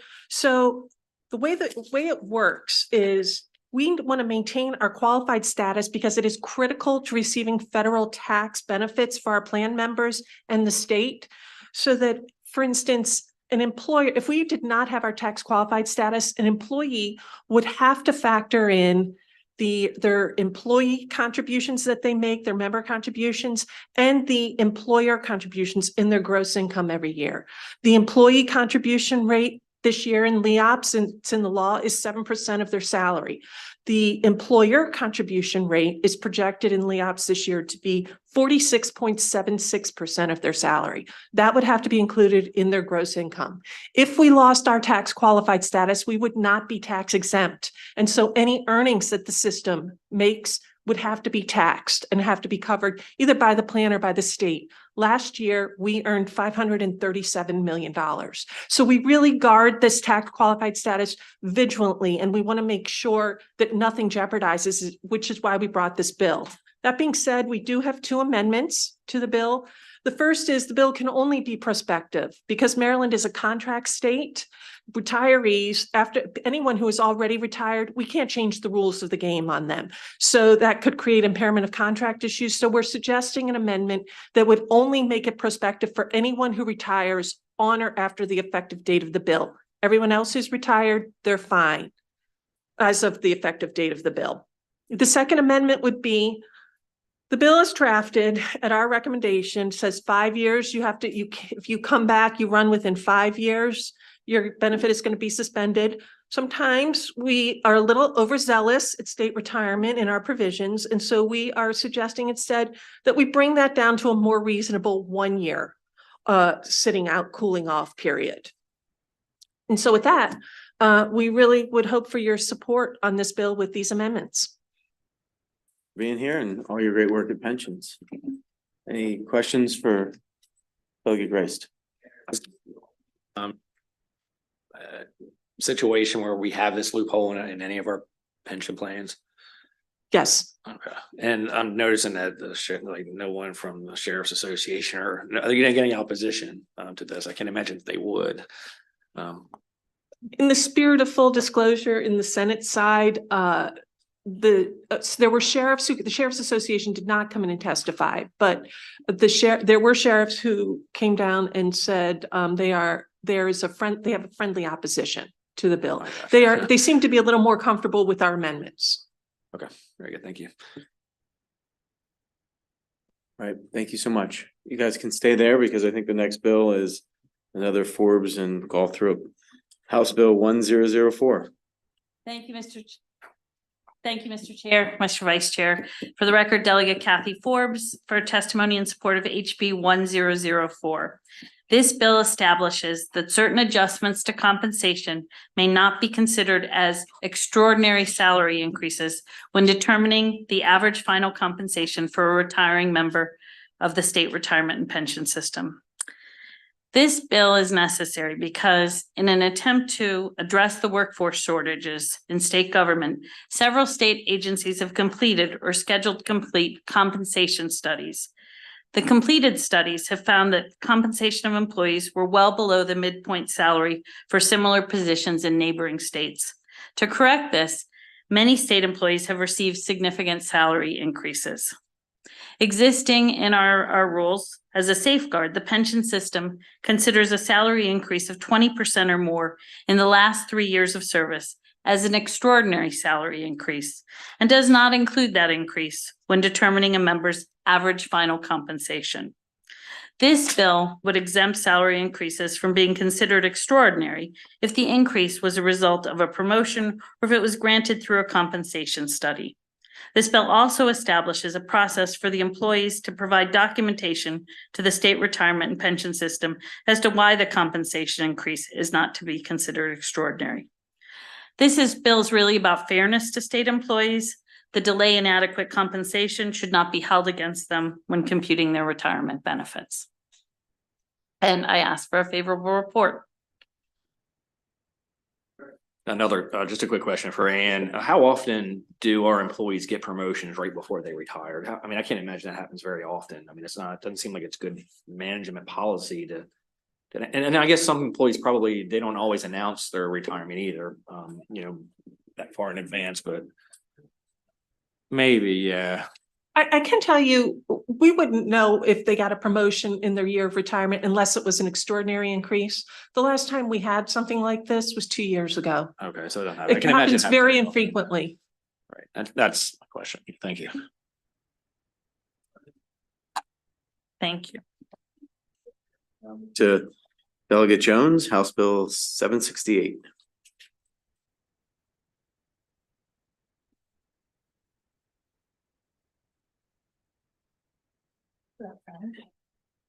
Thank you for staying. Good afternoon. Chair Barnes, Vice Chair Chang, and friends and colleagues on the Appropriations Committee. I come before you today to present HB 768, Judges Retirement System Special Death Benefit. This bill establishes a line of duty death benefit for members of the Judges Retirement System, consistent with the benefits for most other plans with the state. It also ensures that JRS survivors receiving the benefit are eligible to participate in the state health plan, just like survivors in other plans. This bill also includes retroactive provision to allow for any affected surviving spouses to apply for the benefit so that all instances of line of duty member deaths are treated equitably. With that, I respectfully ask for a favorable report on HB 768, and I want to thank Ann for joining me. Okay, Ann, did you just questions or? Just questions. All right. Are there any questions? Okay, thank you for the bill. Thank you. Includes the bill hearing on 768, moving to House Bill 1347. Delegate Heineball.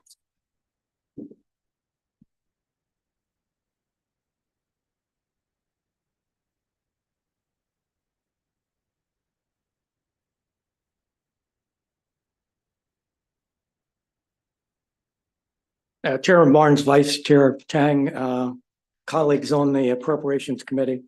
Thank you for the opportunity today to present House Bill 1347 for your consideration. For the record, my name is Jim Heineball. I represent District 1A, which is all of Garrett County in the western part of Allegheny County. This bill proposes an extension of a fund that already exists. The history of this goes back to 2018. In the 2018 legislative session, a bill was passed that required the governor to provide $1 million a year for 2 years for something called the State Lakes Protection and Restoration Fund. So that provided funding for FY19 and FY20. That bill was subsequently amended then to add 5 years, $1 million a year for 5 years from FY21 through FY25. So this bill is about continuing the funding for that particular program. This will give the governor, the one difference in this is that it asks for $2 million a year for 2 years, would be in FY26 and 27. The bill spells out, as the original bill did also, what the money could be used for. The fund is managed by the Department of Natural Resources, but it can be used for things like removing sediment and dredging, treating contaminated sediment, preventing the spread of invasive species, and so on and so forth. This is at state-owned lakes. I should have said earlier, there are 16 state-owned lakes in 10 different counties. The list of projects, I went back and looked at, well, how's the money being used and what are the projects that are being done? I was able to get data back through 21 and 22. So in FY21-22, there were 22 projects done in 11 different lakes, and there were 26 In 20 to 21, there were 26 projects at 11 different lakes. And then in 19 and 20, there were 21 different projects at 14 different lakes. I mentioned that because it appears that the funding is being used effectively for its originally intended purpose. I cautioned the people who asked me to submit this bill about trying to raise the ante from 1 million to 2 million a year. Their reasoning is that over the last 7 years of this program, they have accumulated a lot of knowledge and they've had a lot of success, and that they want to be more proactive and more aggressive in trying to deal and preserve the quality of the water in the state-owned lakes. So in closing, I respectfully request your favorable consideration of this bill. And that concludes my presentation, subject to any questions you might have. Thank you, sir. Any questions for our very own Delegate Hannibal? All right. Thanks. Thank you, sir. Concludes the bill hearing. We'll go to Delegate Harris. House Bill 1390.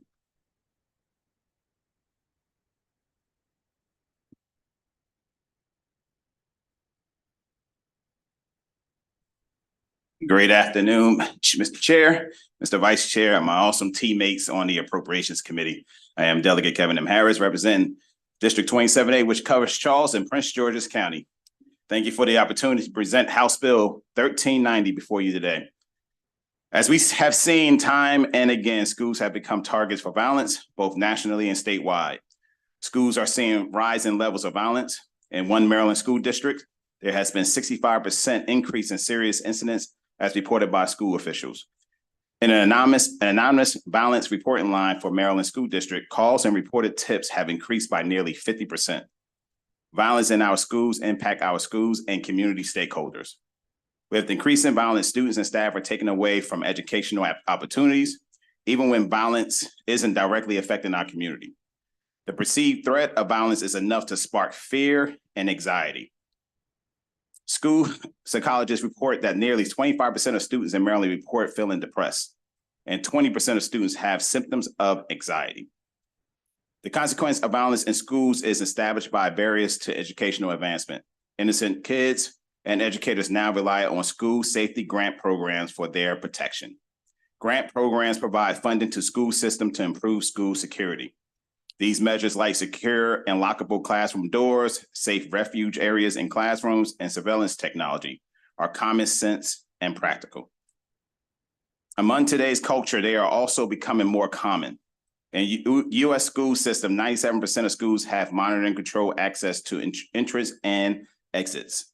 91% of school systems use security cameras to monitor schools.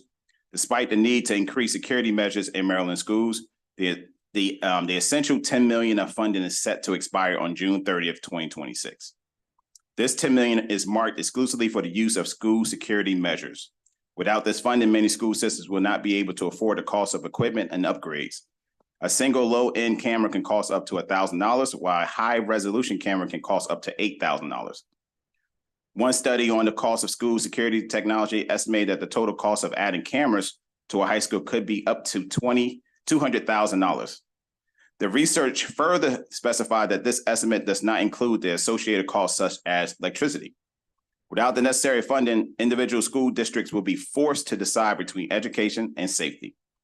The removal of the grant deadline of the school safety program reflects a commitment to both school safety and education. By providing school with access to funding, they need to ensure their students, staff, and faculties are safe. We free up necessary funding that can otherwise be used for educational priorities. As recent history shows us, Maryland schools are no longer isolated from violent threats. Our most precious and important assets are our kids, and they need our protections. For this reason, I respectfully request a favorable report on House Bill 1390. Okay, thank you, Delegate. Any questions for Delegate Harris? Okay, I think we have one witness, John Williams. John, are you coming up?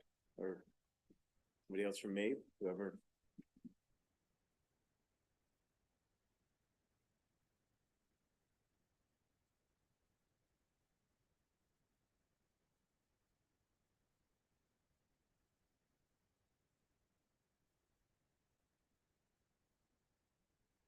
Mr. Chairman, Mr. Vice Chairman, members of the committee, John Willems, representing the Maryland Association of Boards of Education.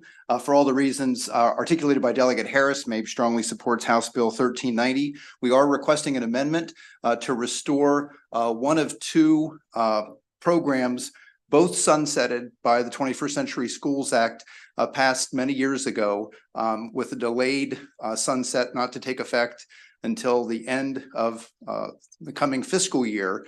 And both programs, we believe, are vitally important to local school systems, kind of small but mighty, or modest but meaningful language we use a lot to describe programs like the $10 million school safety facility grant program that was just described. But the Aging Schools program is an even smaller $6.1 million, that's $6 million, 0.1, program that's been around since the 1980s. That provides, again, small amounts of funding that do not require county matches to address school facility quality needs. Think replacing mildewy carpet in a media center over the summer. You want to get it done. You want to improve the quality of life for the students and staff at that school when school opens at the end of summer. And so the numbers are not enormous, but 1.3 million for Baltimore City, 1.2 million for Prince George's, 600,000 for Montgomery County, 500,000 for Anne Arundel, but small amounts, smaller amounts than we typically talk about, like $50,000 for Caroline County or $50,000 for Charles County. That is enough money for a school system to really utilize, and I think it's why the program has been around for so long, and we believe it should continue. So again, MABE is supporting House Bill 1390. As introduced, and with the amendment to include the unsunsetting of the Aging Schools program in addition to the unsunsetting of the school safety grant program. Thank you. Grace? Okay. All right. Delegate McComas. Thank you, Mr. Chair. Mr. Willems, so basically would the total amount with the Aging Schools be 6 million? Yes. Okay, and then the 10 million for this, so a total of 16 million. Yes. Okay, thank you. Thanks for your testimony. Thanks for your work. Thank you. All right, that concludes the bill hearing. Moving to Delegate Grice, 1336, House Bill 1336.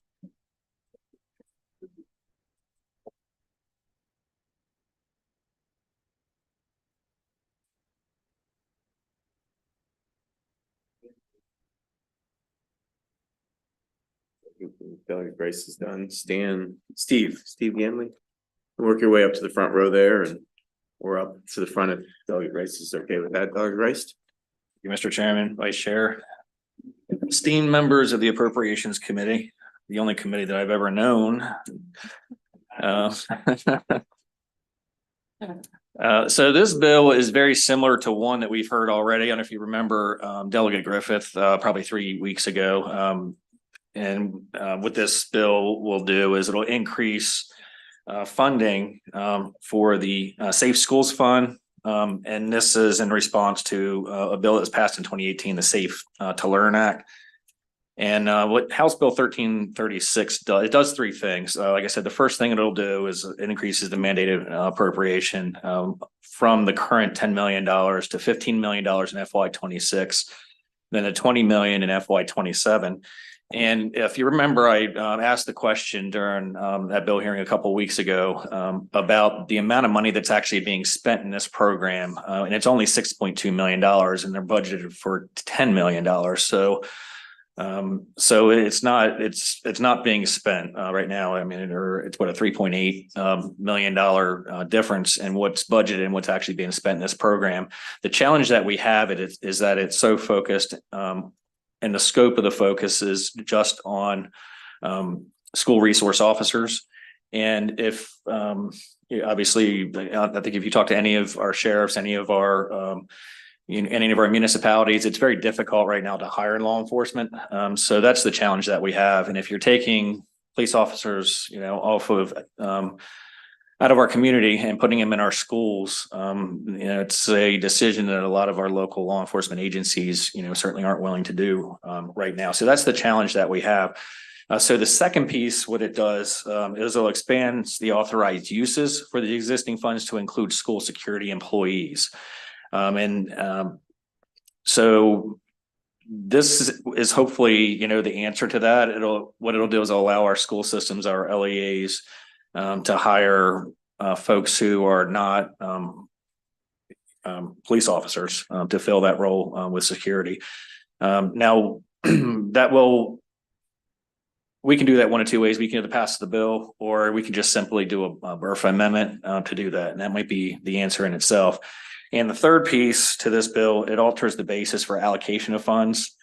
And now this is opposed by our smaller LEAs. So that's something we would want to strike out of this bill if we decide to move it. So I'm here to say that really, if we could just focus on that second piece, I certainly don't want to add more money to a program that's underspent. If we can just expand the scope of the program, so that gives our school system some flexibility to hire their own people to provide security.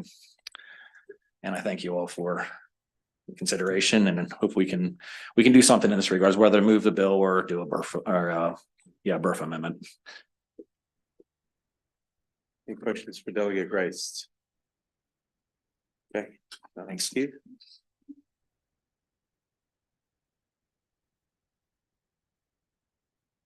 Good afternoon. My name is Steve Ganley. I'm the Supervisor of Safety and Security for Washington County Public Schools. I am here to voice my support and the support of the Washington County Board of Education for House Bill 1336. Our leadership has submitted a formal letter of support, and I'm here to cover some of the bullet points. Keeping schools safe is a priority in every community, and we appreciate your support. House Bill 1336 will help local school boards enhance school safety by providing additional funding and flexibility. Washington County Public Schools has a school resource officer base of 8 for our 46 schools. Safety grants offer funding necessary to contract additional officers to provide adequate coverage. Some of the things we use adequate coverage for is to provide police coverage in the arrival and dismissal times of our school day. These are times when we have a lot of traffic and students using crosswalks. Other means would be school administrators are required to have after-school safety plans. Many of those plans request school resource officers and security to cover the activities. This additional funding will help us maintain the adequate coverage needed for these events. Flexibility, that's a big part of this bill that we like. Spending flexibility will allow boards of education the ability to use funds for school security staff. Because school safety is a priority for our Board of Education, this year it made an investment of over $800,000 to hire 19 safety and security officers. This is in addition to the $1.2 million for school resource officers. Our safety and security assistants serve the secondary schools in Hagerstown and Williamsport. These positions are proactive in addressing safety concerns. They assist in responding to concerning student behavior and help grow a positive school culture. During the last professional learning day, safety and security assistants conducted tabletop security training to help the school staff complete first aid and CPR training. Students learn best and need to just conclude comments. On behalf of the Washington County Board of Education, I respectfully request a favorable report of House Bill 1336. Okay. Thank you. Thank you. And thank you for what you do and being with us today. Any questions? Okay. Thank you, sir. Thank you. Have a great day. Delegate Kerr with us? Let's see Delegate Kerr. So let's move to. We're here. Oh, come on up. Well, I don't see the delegate. Is somebody here from his office? I am. Okay, there you go. Come on up. Great. Just making sure it wasn't just the witnesses, but if you're here from his office, that'll do. Yes. Welcome. Thank you. And whoever is at the table, just make sure you introduce yourself so I can cross you off the witness list. Good afternoon, Chair Barnes, Vice Chair Cheng, and members of the Appropriations Committee. For the record, my name is Ann Rouse. I'm the Chief of Staff for Delegate Kerr, and I'm here to present Bill HB 463, Maryland Higher Education Commission, Demographic Data Collection, Parental Status. And this bill proposes to collect data about students who are also parenting children during their undergraduate and graduate school years. While it was once a rare occurrence, it is now more common for young people to attend college even when they are raising young children. Nationwide, 1 in 5 graduate students and 1 in 3 graduate students are parenting while in college. There are numerous articles on tips and pointers to help parents overcome the challenges of managing 2 of life's most significant and important responsibilities, We can surmise what young parent and college students need to be successful at simultaneous parenthood and post-secondary education. But it's clear that we need more education directly from people managing both areas of life if they are to be successful parents and students. Without comprehensive data collection on this vital student population, policymakers and institutional leaders struggle to truly understand student parents' experiences and to dismantle the barriers impeding their academic and professional successes. Supporting student parents is a matter of racial and social justice. Student parents are more likely to be students of color and to live at or below the poverty line than their non-parenting peers. The unique challenges faced by student parents are not only due to their parental status, but also due to the many intersecting identities that impact their journeys to and through higher education.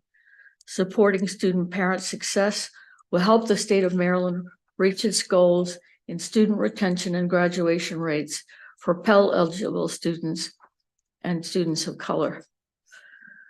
A report released by MEHEC in December 2023 indicated that not many colleges are collecting this data on a routine basis, and those that do have not assembled the information necessary to develop a comprehensive picture of student-parent life. The Commission recommends that better collection is needed to understand the full needs of this unique and overlooked population. HB 463 will make it possible to assemble comprehensive information about a significant parenting population.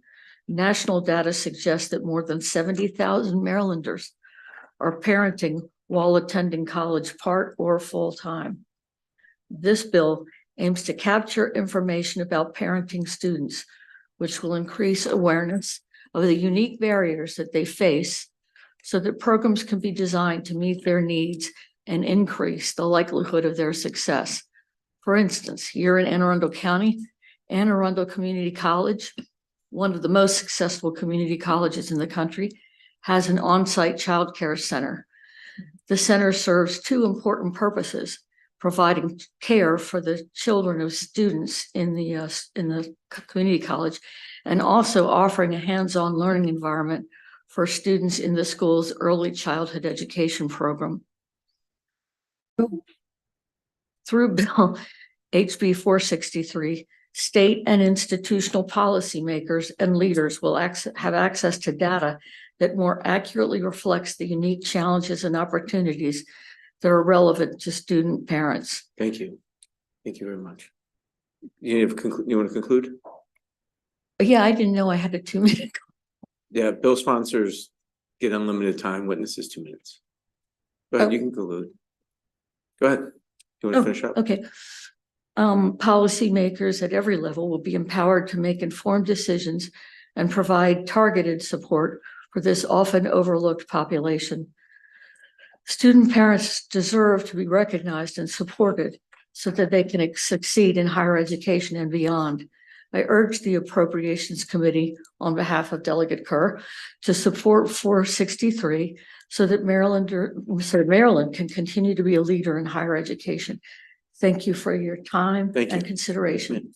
Thank you. Good afternoon, Chair Barnes and Vice Chair Cheng and members of the Appropriation Committee. My name is Yoslin Amaya, and I am honored to stand before you as a former student parent and a student parent advocate. As a student parent myself, I understand firsthand the unique challenges that student parents face in their educational goals while balancing the responsibilities of parenthood. These challenges are often compounded for individuals like me who are also undocumented. For far too long, student parents have been overlooked and underserved in our education system, and it is time for a meaningful change. Although student parents represent 20% of undergraduate students, they are more likely to have higher GPAs than their non-parenting peers. They are 10 times more likely to drop out of school. As the report highlighted, FAFSA is not a mean to collect data because it is deeply flawed. FAFSA's broad definition of independent status fails to accurately capture the diverse experiences of student parents. This oversight means that a significant portion of student parents like me who do not qualify for traditional aid are left uncounted and unrepresented. In fact, it is estimated that only 60% of students receive financial aid in a given year. Again, it underscores the inadequacy of FAFSA as a relatable data source for this purpose. The bill represents a crucial opportunity to rectify these shortcomings and ensure that student parents are no longer invisible in our higher education system. The advocate and leader in Oregon's data collection bill, Michaela Martin, once said that when you are invisible, so are your problems. I urge you to support House Bill 463 and take a meaningful step towards equity and inclusion in higher education. It's time that we recognize the valuable contribution student parents bring to our community. Thank you. Good afternoon, and thank you very much for allowing me the opportunity to speak in support of House Bill 0463. My name is Tamara Sahin, and I am currently studying early childhood education at Montgomery College, and I'm a member of Generation Hope Student Parent Advocacy Alliance. I recently joined Montgomery College's Student Parent Alliance, in which we build community and share resources. Montgomery College regularly collects data on parental status and collects information about the unique challenges and experiences facing the parenting students in the student body. This data collection through surveying allows student parents to be collectively seen and understood. Collecting data on these experiences exposes the barriers impeding student parent success. I study part-time through distance learning, which gives me the unique opportunity to care for my 2-year-old daughter as a stay-at-home mom and primary caregiver. My entire degree, as well as numerous others, are available entirely online at Montgomery College. I've met several student parent classmates, and some of my classes have shockingly had a student parent majority. My institution is unique in the variability of its course offerings and program flexibility. This gives me the ability to prioritize my role as a mother without sacrificing my progress toward my prospective degrees. Collecting this data gives institutional leaders the ability to understand the realities faced by the 1 in 5 undergrad students who are also parents. Institutions can use this data to evaluate services and the impact of progressive initiatives that are inclusive of such a significant yet overlooked population. I strongly urge the support of House Bill 463 to make groundbreaking progress for parenting students and address the obstacles hindering their academic success and beyond, in a time where dual income households are often necessary and high quality childcare is often inaccessible. Again, I thank you for the opportunity to share my support of House Bill 463. Good afternoon, Chair Barnes and committee. Thank you for the opportunity to present testimony in favor of HB 0463. My name is Ann Hoffman. I am a professor of English and the chair of the English and Humanities Department at Frederick Community College. I'm also a parenting student who will graduate with my PhD from the University of Maryland College Park this spring while raising 2 children as a single mother. It's taken me 8 years, and I have received no targeted support for my degree completion in spite of the additional costs of childcare and added stressors of studying while simultaneously working full-time as a community college professor and caring for 2 children. My research studies or centers student caregivers in higher education and the overlapping power and precarity of their contributions to campuses across Maryland. I've presented nationally on the unique barriers student parents experience while trying to earn a degree while raising a family, and I've led research projects that distill the most important factors in helping families earn credentials to make a living wage in our state. For those in the room who are unfamiliar with the cost of caregiving and attending college, I'll share this powerful statistic. The Association of Community College Trustees notes that nearly 70% of 2-year college students with dependents are living at or below 200% of poverty. For this large number of community college students, I testify today without hesitation that HB 0463 is the first step in helping hundreds of Maryland families earn their credentials to make a living wage in our state. Without the data that tells us which students will and which institutions are serving parenting students, resourcing them is impossible. I'll add that this bill carries no fiscal note.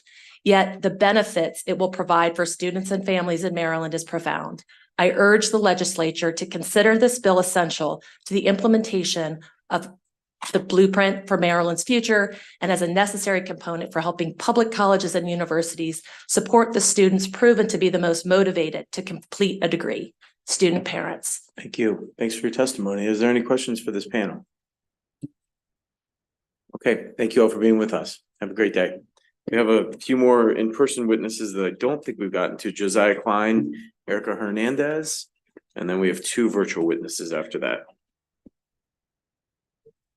Both can come on up if you're here. Welcome. Hi, my name is Josiah Klein, and I'm a counsel at the National Women's Law Center, where my role focuses on advocating for the needs of pregnant and parenting students to ensure that they have the support necessary to complete their education. I want to express my strong support for HB 463. Young parents deserve to complete their education free from bias and harassment and in supportive environments. Yet too often they are overlooked, they face stigma, and they're required to navigate education systems that were not designed to meet their unique needs. At the National Women's Law Center, we hear directly from student parents about their barriers they're facing.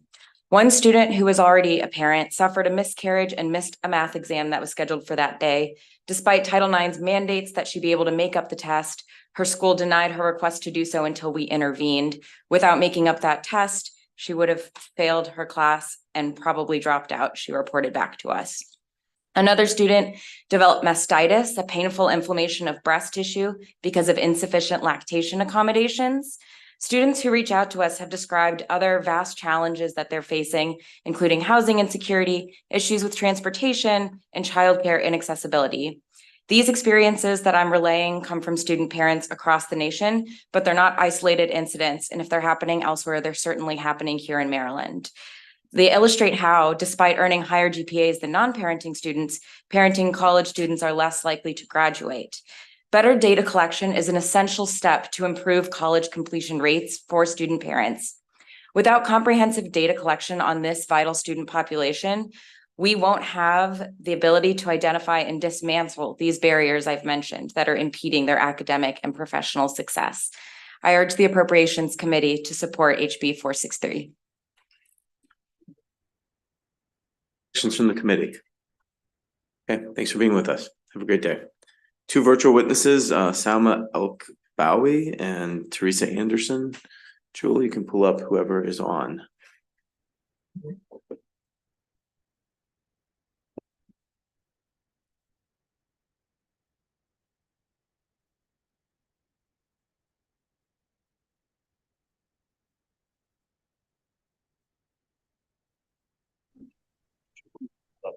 Okay, Ms. Anderson, welcome. You have 2 minutes.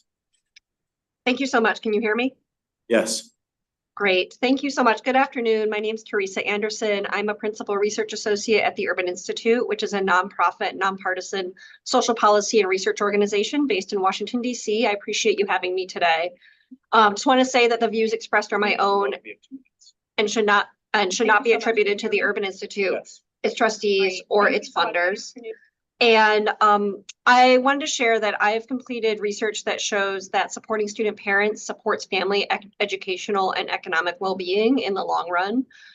For example, mothers who return to school and complete 2- or 4-year college degrees earn over $6,700 more per year on average than very similar mothers who do not re-enroll.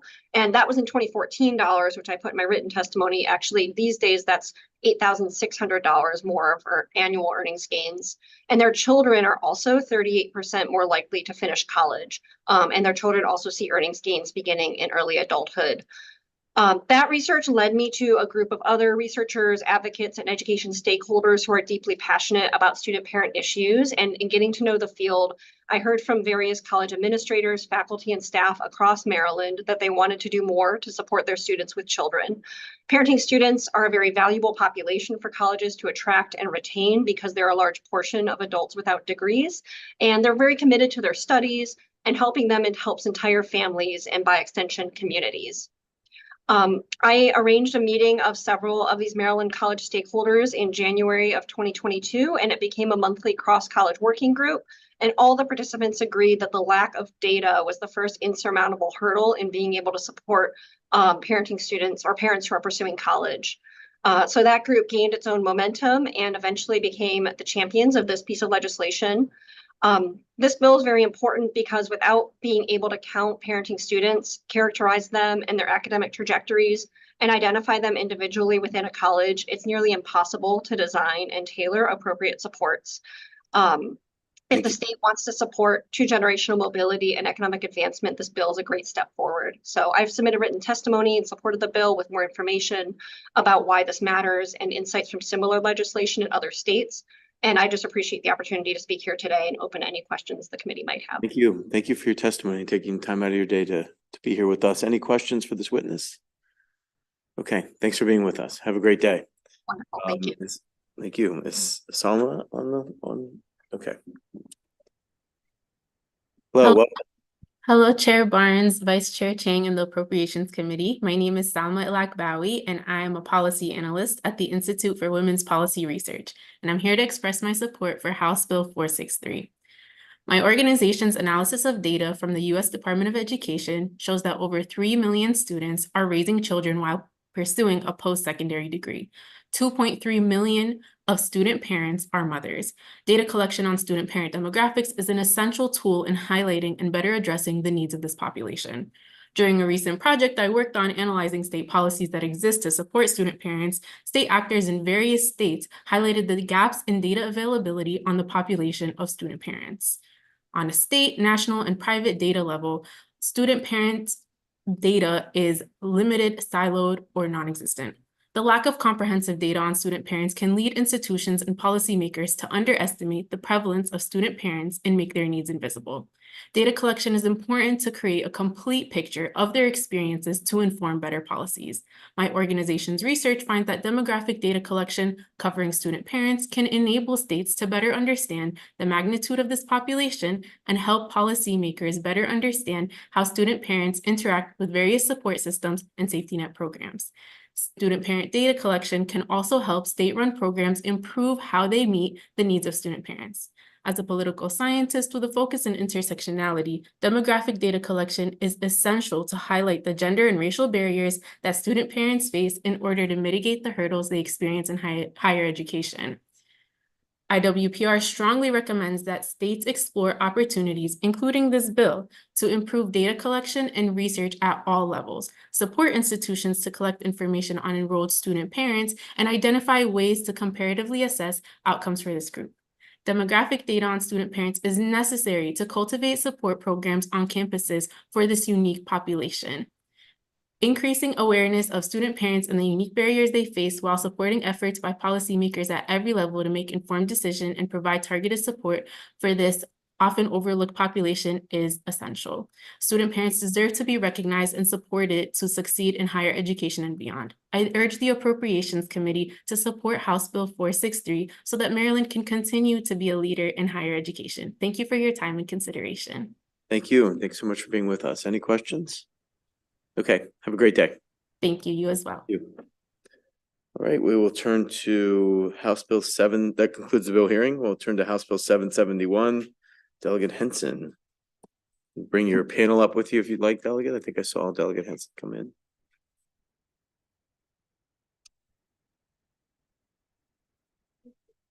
Thank you. And just folks on the panel, make sure you introduce yourselves so we can mark you off.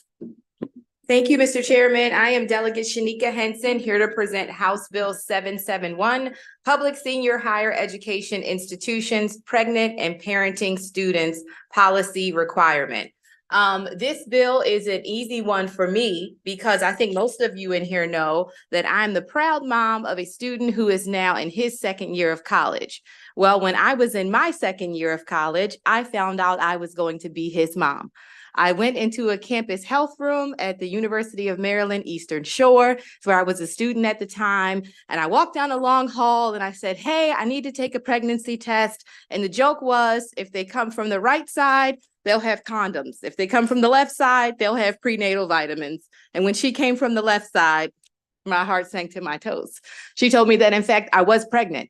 The experience that you have in your mind when someone tells you you're pregnant, it triggers a series of emotions, of thoughts. I was 100 miles away from my home, 100 miles away from my doctors, my family, my support system. And the next decision that I made, I knew whatever decision I made, it was going to forever change my life. So I'm thankful that I was able to have support that supported me in that moment so I could make the right decision for myself and my family. But I'm confident in the decision I made because I had the support. This bill would give our colleges and universities the opportunity to draft a plan to make sure that every student, when they face that decision, that they have the support. You'll hear from panelists today from the medical community. You'll hear from impacted persons, and you'll also hear from folks who will lay the foundation of equity on top of this, letting you know that you will feel confident that if you vote and support this bill, you'll not just be helping our pregnant and parenting students, but you'll be making the college experience safer and more equitable for all of our students. Thank you for your consideration.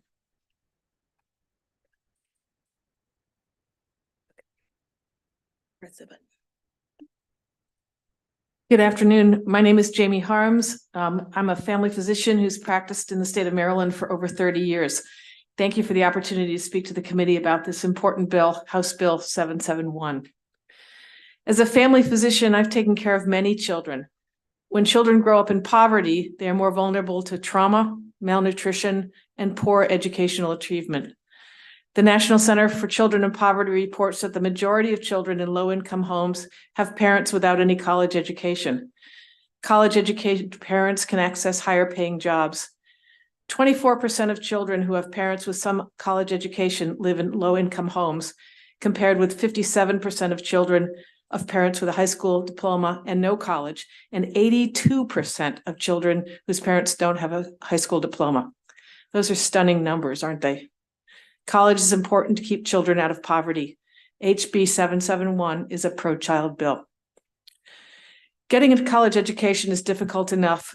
Doing it while pregnant or parenting adds additional, often unsurmountable barriers. This bill provides for information and referrals, which allow parents to access services they may not otherwise know exist. Services such as healthcare, childcare scholarships, and WIC, all currently existing programs and all critical support for parents. I'm reflecting on a number of young women who worked in my practice. They commonly dreamed of pursuing college. For several of them, their college dreams ended when a pregnancy began. Programs such as this might have made the difference for them. I encourage you to reflect on your own college experience. Your success likely depended on an academic advisor and perhaps professors, coaches, or financial aid personnel who helped you navigate the complexities of becoming an adult. Now imagine trying to manage parenthood as well. The supports that House Bill 771 require are both reasonable and right to do to support the pregnant and parenting students of Maryland. Thank you. Thank you. Thank you. Good afternoon, Chair and Committee. My name is Jo St. George. I'm Chief Legal Officer for the Women of Color for Equal Justice and Advocacy and Litigation Center here in Maryland. And we come and we support HB 771. I was so just taken back and thankful to be asked to speak about this bill, because why? I'm a child of a parenting single mother, African-American female, who diagnosed with bipolar disease. At that time, it wasn't called bipolar, but with a mental health issue, who didn't have resources. I was a latchkey kid. I was stayed in the home alone, and my mother didn't know what her resources were. All she knew was that she wanted to be in college to escape the poverty that we came from. I'm from South Central Los Angeles. We lived in a crack infested community, and my mother just got the opportunity to go to college, to escape what was a difficult, compelling problem in her life, being born to a mother who was schizophrenic. I come from 3 generations of mental health issues and a mother who had the courage to go to college, but didn't have the resources and left her child locked in a house alone because she didn't know what resources she had. She got the scholarship, she went, and she had the courage to move out of Los Angeles to go to college, but she didn't know what was available to her. So when Delegate Henson came to me and said, "Jo, I need you to talk about why this bill is so important, why just giving resources, letting parents know what's available to them can be game changing." Why? Because while I was the latchkey child, home alone while my mother was struggling with her mental health issues, but at the same time doing her best, I was molested in my home. Why? Because I allowed an adult into the home because I was so alone. And I say that because I need you all to understand the seriousness of what lack of resources do generationally to communities who are marginalized and are in deep poverty, struggling to get beyond their circumstances. So I ask and I plead for you to pass this bill so that other children won't have to go through some of the things that I went through because I was latchkey with a mom who didn't know what her resources were, but was allowed to go to college and thrive and survive. And I then walked in the path of watching her as a student parent. So I thank you for this privilege to share my testimony, to plead with you about the need of this bill. Thank you.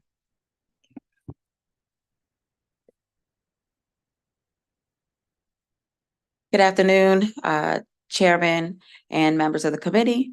My name is Nashana Kess. I am an attorney and the Executive Director for the Maryland NAACP. Our mission drives us to ensure that equality and of political, educational, and economic rights in order to eliminate race-based discrimination. Equity in education sits right at the heart of NAACP's efforts. I hold a Juris Doctorate from Widener Law, as well as a master's focused on policy.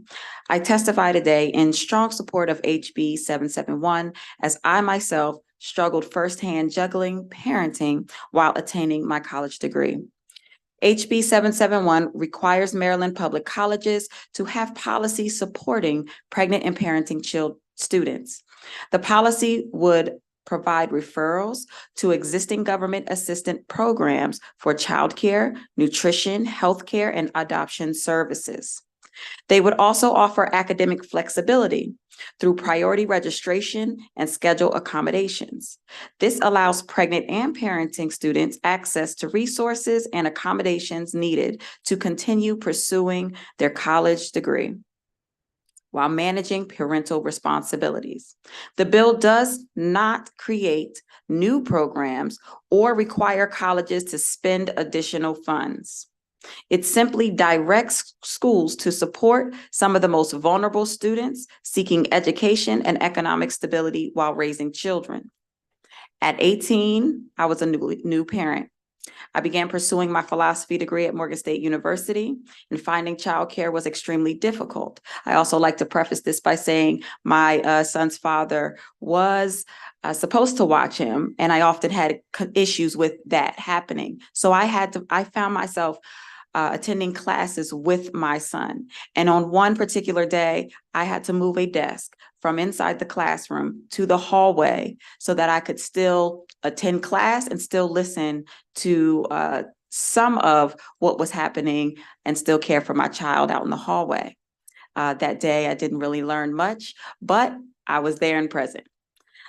So no student should have to choose between raising their child and academic dreams.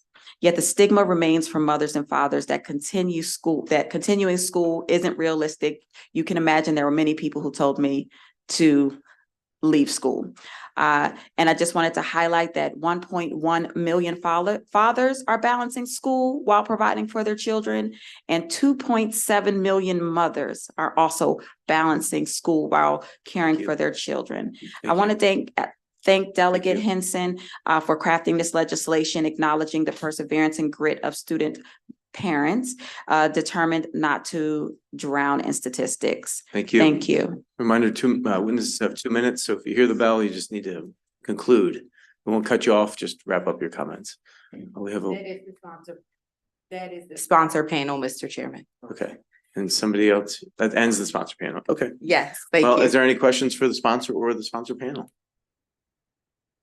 Okay, well, thanks for the bill. Thank you all for being with us and sharing your stories. It's Thank very you. important and powerful. Thank you. I believe we have one more person signed up favorable. Yes, I have a few others, but Okay. but I know that you had swapped delegates. So Cameron Johnson, Jane Krinke, and Devin Brown. Ms. Johnson is not able to be here, Mr. Okay. Chairman. All right. Do you have a Jake Whitaker from Maryland Hospital Association? Do not. I have Jane Krinky from Maryland Hospital Association, so we'll hear from in Mr. lieu of Whitaker. Jane. Is that fair? Come on up. I'll mark Jane off. I also have a Devon Brown, Janice Bird, and Corsight Braithwaite. So if any of you are here, come on up to the table. Thank you, Mr. Chairman. I believe that there's a virtual witness. Yes, there is. Yes, Do we thank you. have somebody from the Hospital Association coming up?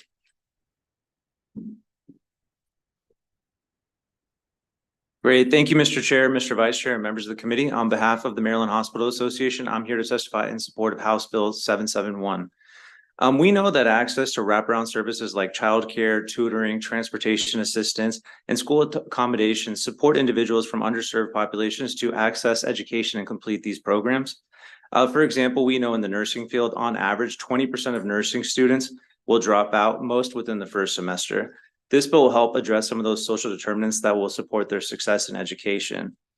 That said, we also know that 90% of nursing graduates decide to stay and serve their own communities. We believe that this bill will help alleviate healthcare workforce challenges by supporting pregnant students with wraparound services so that they can complete their educations. This bill aligns with our goals to improve access to maternal health care and reduce severe maternal morbidity and mortality. We'd like to thank the sponsor, Delegate Henson, for her support on this subject. And so for the aforementioned reasons, we respectfully request a favorable report on House Bill 771. Thank you, Mr. Chair. But any questions for this witness? Okay, Delegate Henson, good to see you. Thank you, Mr. Thank you. Chairman. Have a great day. Do you have a Walter Saunders? Yes, in the I'm sorry. I virtual? do have a virtual Walter Sanders. Thank you, Mr. Chairman. Julie, anybody in the waiting room? Well, let's pull him up and it's probably Walter. All right, there's no name listed, but there's someone in there, so we'll see if it's Walter. Thank you, Mr. Chairman. All right. I almost called you Your Honor. Don't demote me, don't tell me. Promotion judges, whoever's watching.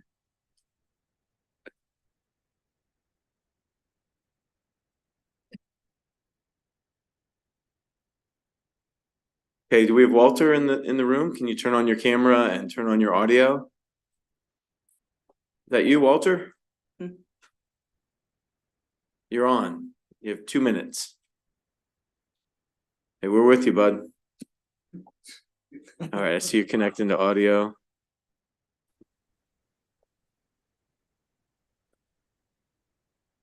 All right, so we're gonna go ahead and start your time here. Welcome, 2 minutes. Walter. Yes, can you hear me now? Yep, we got you. Go ahead. Okay. Hey, how you doing? Doing good. This is my testimony supporting the act of House Bill 771, Pregnant and Parent Support Act. Dear members of the Appropriations Committee, I hope this letter finds you well. My name is Walter Sanders. I'm proud to say that I'm from Baltimore, Maryland, born and raised. I'm a former NFL Ravens running back, currently Baltimore County firefighter, and a professional boxer. I have dedicated my life serving my community, pursuing my dreams, and however, my most important role is that as a father to my 2 beautiful daughters. I come before you today to share my story as a young athlete, young boy, young man, growing up in poverty, and but gifted student who faced the challenges and balancing education as a father. As my first time father during my sophomore year at St. Augustine University, I found myself, grappling with overwhelming responsibilities of parenthood while striving to excel in my studies and my athletics. My birth daughter was a absolute pivotal moment for me in my life. That's transformed me from my carefree college student days, as everyone in this meeting probably already know, but with having a child while in college was very, very challenging. And the struggle of driving home, on the weekends, 6 hours, trying to balance school and child care. The commitment to me as a father in education was very important. But while I cherished the opportunity to pursue my passion in football, later transitioned into my career as a professional boxer, I couldn't help but recognize how having access to resources that could help being a student in college and all the challenges that I face as a student, as a parent. Resources such as, affordable child care and after school programs will have allowed me to focus more on my athletics and more on my academics and studies while trying to be a father while in college. The House Bill 771, Senate Bill 741, the Pregnant and Parenting Support Act, strikes a chord with me because deeply on a personal level.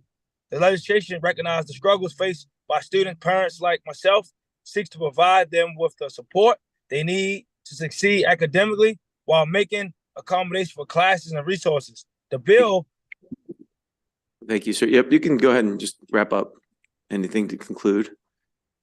Okay, I just want to thank, Chairman Barnes and Delegate Henson.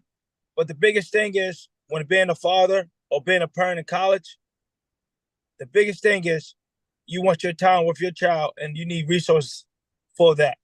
And while pursuing to graduate from college and get an education, as we all know. Yep. Thank you. Said. Yep. Well said. Thank you, sir. Thanks for taking time to be with us and for your service as a firefighter. Any questions for this witness? Okay, sir. Thank you so much for being with us. Have a great day. All right. That concludes the bill hearing. We'll now move to House Bill 657, Delegate Healy. It has a similar bill.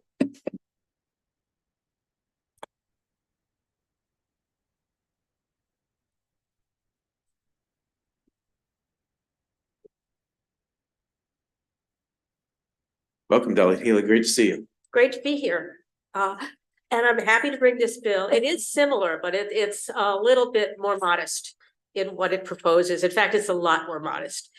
For the record, I am Delegate Ann Healy, here to present House Bill 657 on public institutions of higher education, pregnant and parenting students policy. This bill passed through the Appropriations Committee and the House with a vote of 132 to 1 in 2022, but never received a vote in the Senate. House Bill 657 does one thing. It codifies in Maryland law the benefits of the federal Title IX protections in higher education to ensure that parenting and pregnant students do not lose their educational opportunities because of discriminatory institutional practices.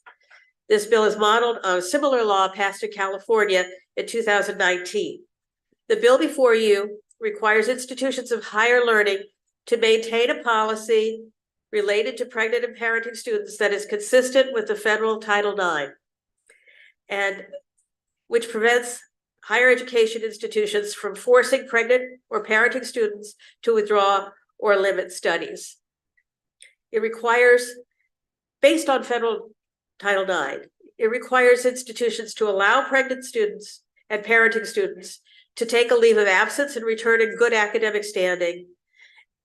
The leave would be no less than 12 months unless the student requests a shorter time. And there are a lot of details like that in the federal law. For the non-birth parents, leave would be less. It would be no less than 1 month unless the student requests a shorter period or a medical extension is needed. So you hear in the past, we've heard testimony that this bill is unnecessary because the federal Title IX law is the law of the land. It's federal law. And that's why it has no fiscal note, because the institutions already have to have this policy in place under federal law. What this bill does is it codifies it in Maryland law so that if something changes at the federal level to weaken those protections for students, that will not happen in Maryland. And it's a safety net. I think it's very important. We don't know what's going to happen in the next year or two with congressional presidential elections coming up. So that is the main idea of it, that it's just a safety net to codify what we have, and also to require that the institutions have on their website a link so that students can know what their rights are, so that they won't be, because in some states, policies have been adopted by institutions that have been illegal, unconstitutional, and under federal law. This would allow enforcement at the state level, but most important, it's there to protect the future of our families, our children, especially pregnant women, parenting the other parent, any parent who is taking care of a young child, that they don't lose their educational opportunities. That's the entire bill. Thank you so much. I'd be happy to answer questions. You said we moved, I think 2 years ago, we moved the bill? We passed it in 2022. Me too. Is there a Senate sponsor? No, but I did talk, the Senate, I did talk to several senators looking for one. And the Senate has a cap on how many bills each senator can put in now. Right. And I have actually had assurances from 3 senators on EHE that if we get the bill over there, they will help me to get it out of the committee, which it didn't get out last time. Is one of them the chair? Well, she was sympathetic, but she didn't make the commitment, but Right. 3 others did. Excellent. Well, good work, at least working the bill ahead of time. Any questions for the bill sponsor? Okay. Good Thank to you. see you, Delegate. Thanks for being with us. That concludes the bill here. We'll move to House Bill 473, Delegate Pasteur. Hello.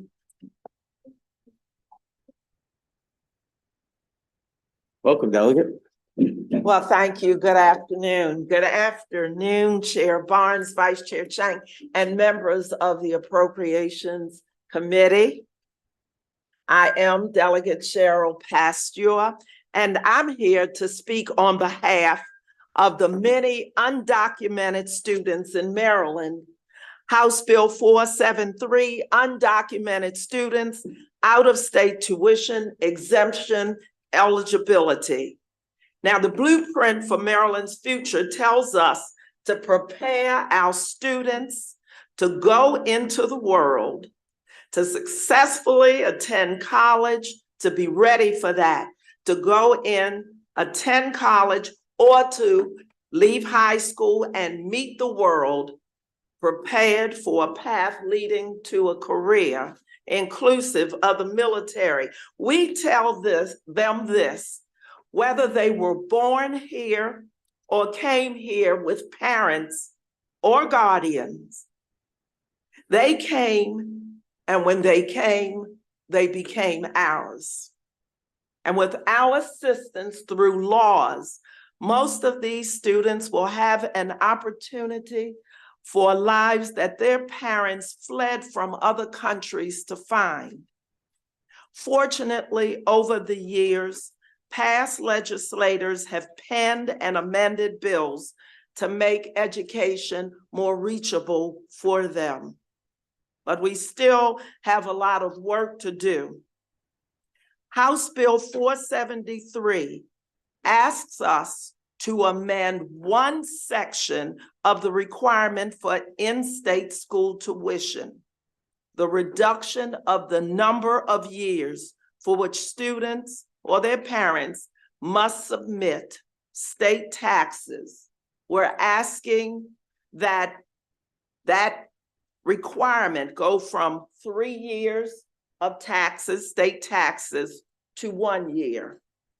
Note that there are 15 states with the largest number of undocumented students in this country.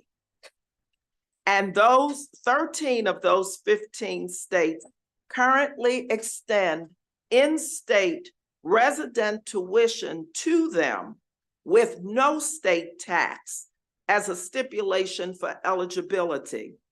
Only Maryland and Virginia require tax returns for the years prior to the request. And even at that, Virginia only requires 2 years to our 3 years. This is a barrier for our motivated and gifted students. Many of them are often economically disenfranchised. And like other students, these students will boost the population and revenues of the schools they attend. And ultimately, they will positively impact the state's workforce. So I'm asking for a favorable vote for House Bill 473 because we will benefit from it, and those students who we have nurtured will have better opportunities for a post-high school life. Thank you.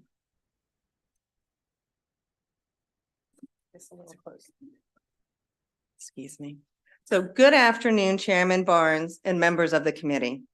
My name is Shannon Welk de Benitez, and I am CASA's Director of Education, where I oversee programming that supports immigrant youth with successful high school graduation and transition to post-secondary education. CASA played an important role in the passage of the Maryland Dream Act, and since then, thousands of immigrant students have been able to access higher education in Maryland. Today, I am here in strong support of HB 473. The MHAC One App is intended to align with the protocol of FAFSA. However, FAFSA only requires 1 year of tax returns, and the One App requires 3. Furthermore, of the 12 other states with financial aid programs equivalent to the One App, only Maryland requires 3 years of tax returns. The One App's current 3-year requirement places a level of burden on undocumented students that isn't experienced by their peers. For unaccompanied minors, it can mean a hard stop on their educational journey. For others who have recently arrived with plans of laying down roots in Maryland, it is a significant barrier to timely post-secondary enrollment and discourages many from meeting their full professional potential. We need equitable policies that support all of our students. But right now, hundreds of graduates are being shut out of the higher education essential to fulfill their professional goals. As a consequence, we are all losing out on the opportunity for these talented youth to enter the workforce in critical industries such as health and education. HB 473 is a positive legislative solution that fosters a thriving workforce while providing equitable access to education for all of our students. Thank you.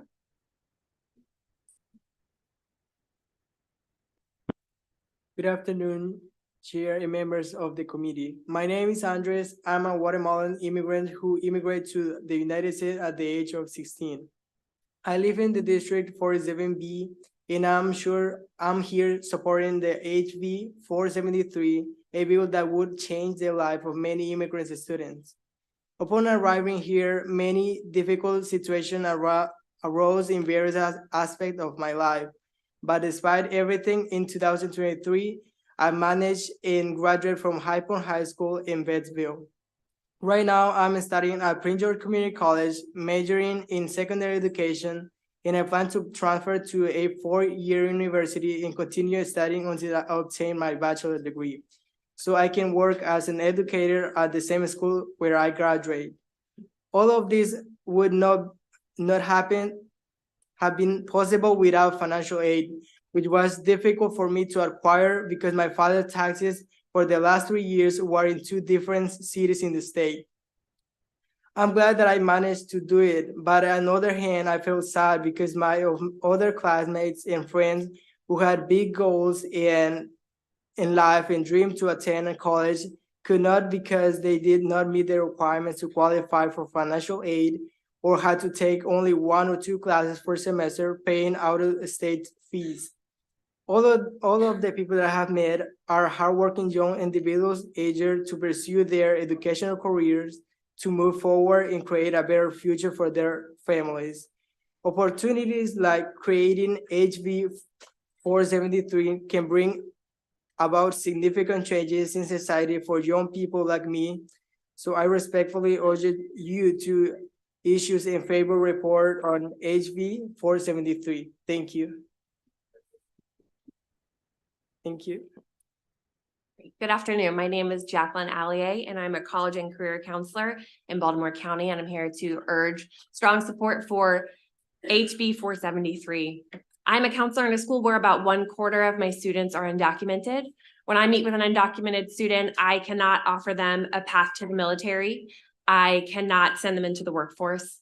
I often can't connect them with trade or apprenticeship opportunities, as many of those have a work component. So higher education really is the only opportunity I can offer to an undocumented student. I need to find out if they have 3 years of taxes, and if they do, there are plenty of options in the state of Maryland for them to continue their education. However, if there are not, they are significantly limited. Often tuition costs twice, if not 3 times the amount for either an out-of-state student, or at a community college, they are charged an international student cost, which is upwards of 3 times the tuition cost. They are then also not eligible for in-state financial aid. We know they're not eligible for federal financial aid regardless, but without any ability to pay for school, for most students, this is the end of the road for their plans after high school. And then I no longer have anything I can offer to a student looking to make a plan for their life after high school. Currently, as it stands, Maryland requires 3 years of taxes, and then students are able to go to community or 4-year school and have access to that state financial aid. However, based on most recent data, we know that only about 7% of students that we've graduated from Maryland high schools have gone on to a community college or a 4-year school, a 4-year state public school under the DREAM Act. So for 93% of those students that we've graduated, they have not made it to where we want them to end up.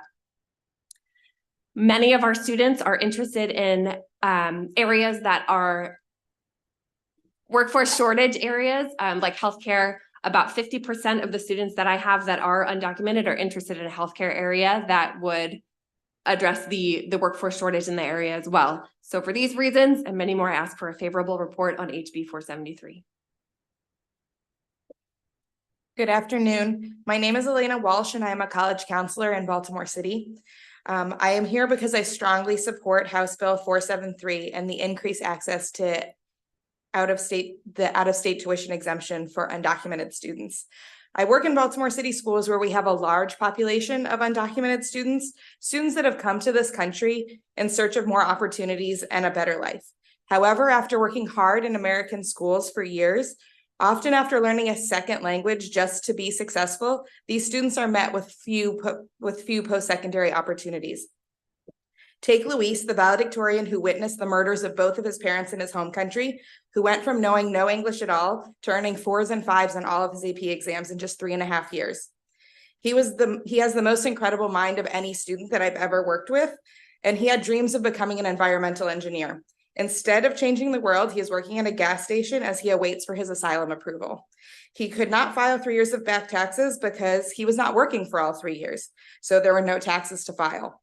Esteban, whose mother could not afford to pay the accountant's fee for all 3 years, only one, and he missed the MISFA deadline. He now works in a factory when he had plans to earn a degree in computer science. Finally, take Selena, who moved here from California. Selena moved here ahead of her mother to live with her aunt so there would be no disruption to her high school career. Her mother followed 2 years later. Although her mother paid taxes for those 2 years in the state of Maryland, Selena missed the opportunity for all state aid and the opportunity to attend college. She now works as a cater waiter instead of as a nurse. I understand the reasoning behind having families pay taxes to be eligible for in-state tuition rates and state aid. However, for citizens to qualify for the exact same benefits, they are only required to demonstrate, and I quote, for the last 12 consecutive months immediately prior to course registration that they had the continuous intent to reside in Maryland. Why are we holding undocumented immigrants to a more stringent standard? This is inequitable, and we are limiting the opportunities for these students and the Maryland workforce. I ask for a favorable report on HB 473. Thank you. Thank you. Thanks for all of your testimony. You know, Delegate, pay a lot of attention here to our state's economy. What we hear from our Board of Revenue Estimates is that we have a labor shortage in the state. And we have a 1.7% unemployment. And it's really our stagnant population growth is hurting our economy. And just today in the Washington Post, there's an article I commend to the committee that basically reads that the national economy is soaring, and it has to do with immigrants. It has to do with this immigration population growth. So, you know, this is a bill that we'll want to take a hard look at, and we appreciate you putting in. Any questions? I do see questions. Delegate Edelson. Thank you, Mr. Chair.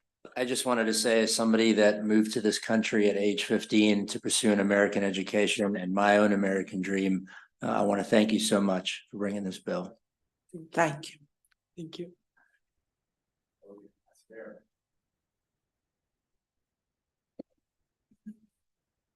Thank you, Mr. Chair. I just want to first thank my good friend, Delegate Pastor, for bringing this bill, echoing my chair's comments about the importance of immigrants. As an immigrant myself, we get the job done. And I really, really appreciate just you bringing this bill. I worked on the DREAM Act in 2012 when it was legislation and then it became a referendum. And I remember just the excitement, but the opportunities that it provided to so many immigrant students, undocumented and documented students.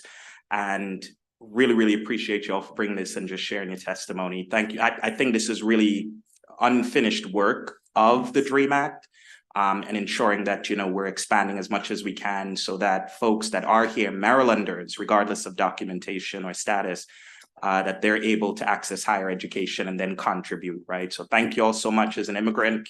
Appreciate it. Thank you. Thank you. Thanks, Delegate. Thank you for being with us. I do think we have Thank you. online for the virtual witness. Not in the waiting room? Okay, virtual witnesses in the waiting room. So that concludes the bill hearing. Thanks for the bill. Thank you. Thank you all for, gentlemen from High Point, thank you again. Thank you. All right, that concludes the bill.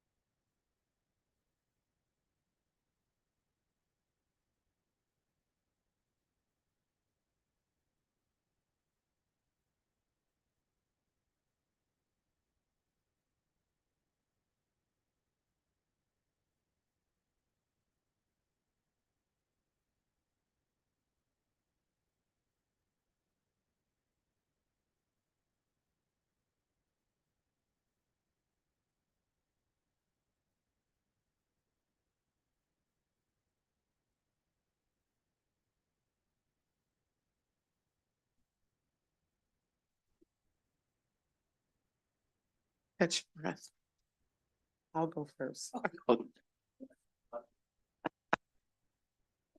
Dun, dun.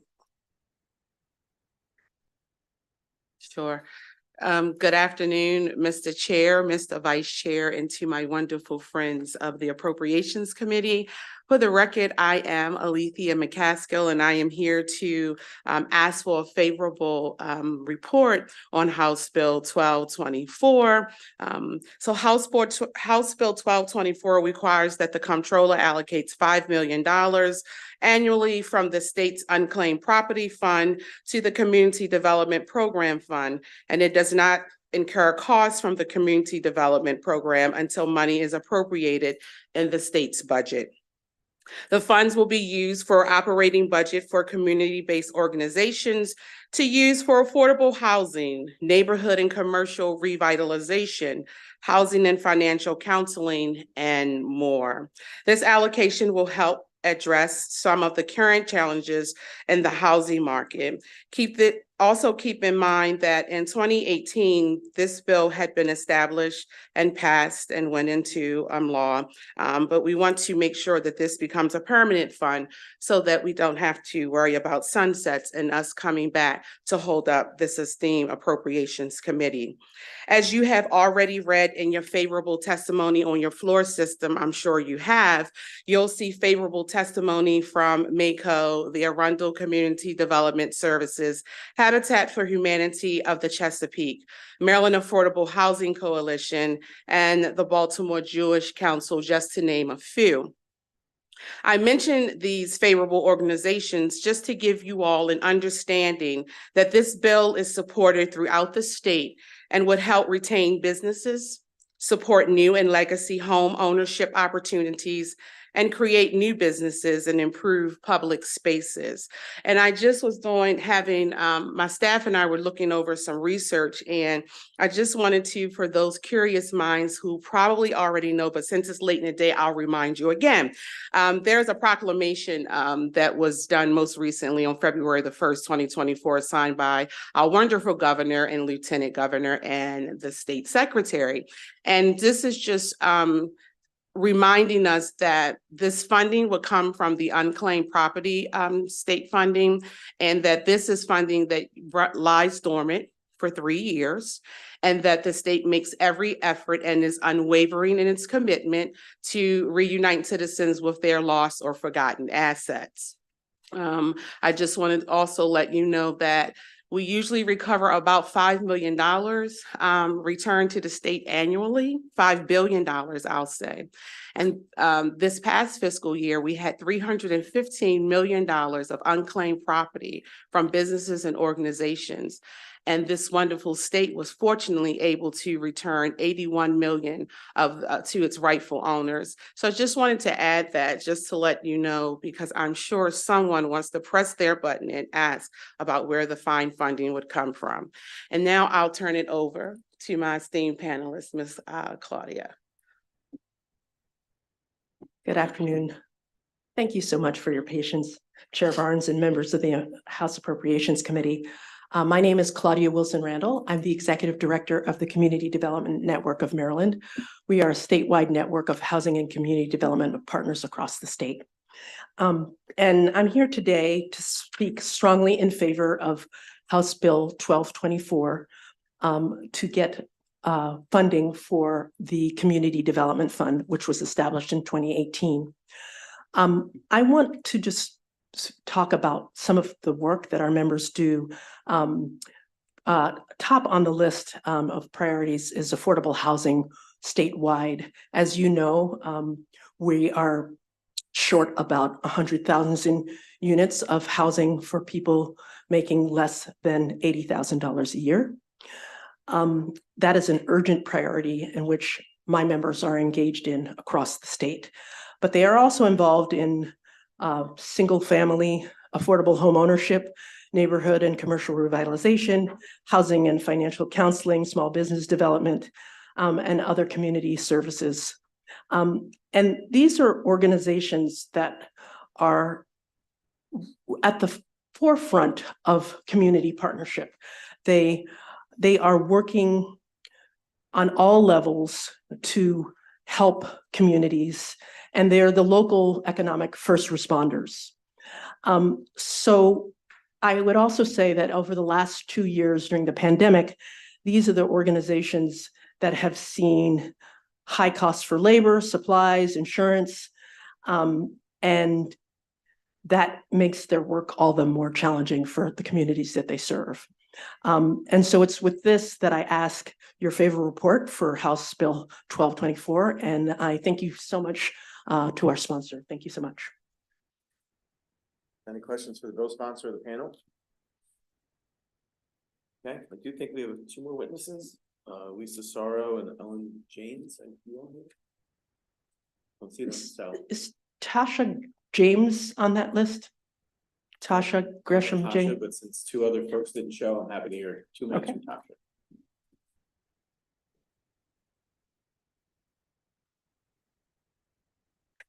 Yeah.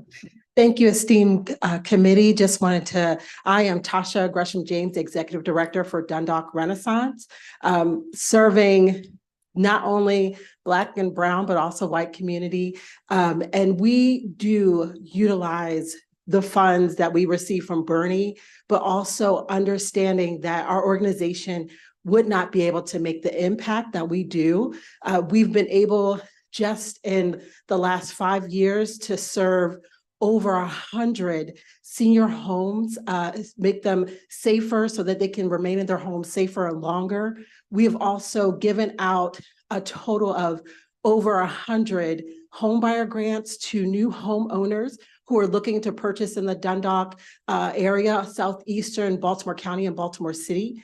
So that work we could not do without operating funds. Those capital dollars are wonderful, but we need people to help administer those programs. So the Community Development Fund would also help with that. So we just thank you for your time and thank you for your commitment to our cause.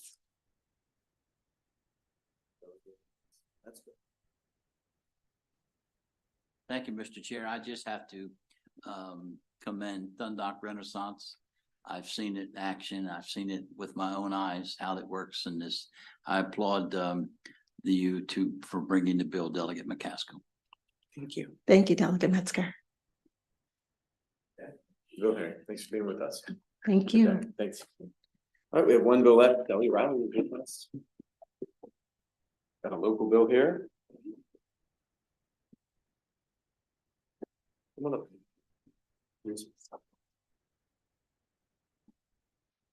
Up for 1345. Yes, thank you. Good afternoon. Chair Barnes, Vice Chair Chang, and the members of Appropriations Committee. For the record, I am Delegate Teresa Riley, here representing HB 1345, Hartford Community College Board of Trustees, and alterations for the Hartford County delegation. HB 1345 will alter the process of how the Hartford County College Board of Trustees are selected. This bill would require that all 9 members be appointed from the county at large, opposed to the 6 in district and 3 at large, and take into consideration the geographical and the ethical representation of the county. They must be a resident of Hartford County for the duration of their term. And finally, the president of the college and the superintendent of Hartford County Public Schools shall meet twice annually to discuss mutual concerns about education. And so I'm hoping that this committee will actually pass this delegation bill. It does have a cross file in the Senate, SB 737. I'm happy to say it passed 3rd reader today, 46-0. Okay. Thank you. That concludes the bill hearing and our hearings for the day. We're adjourned.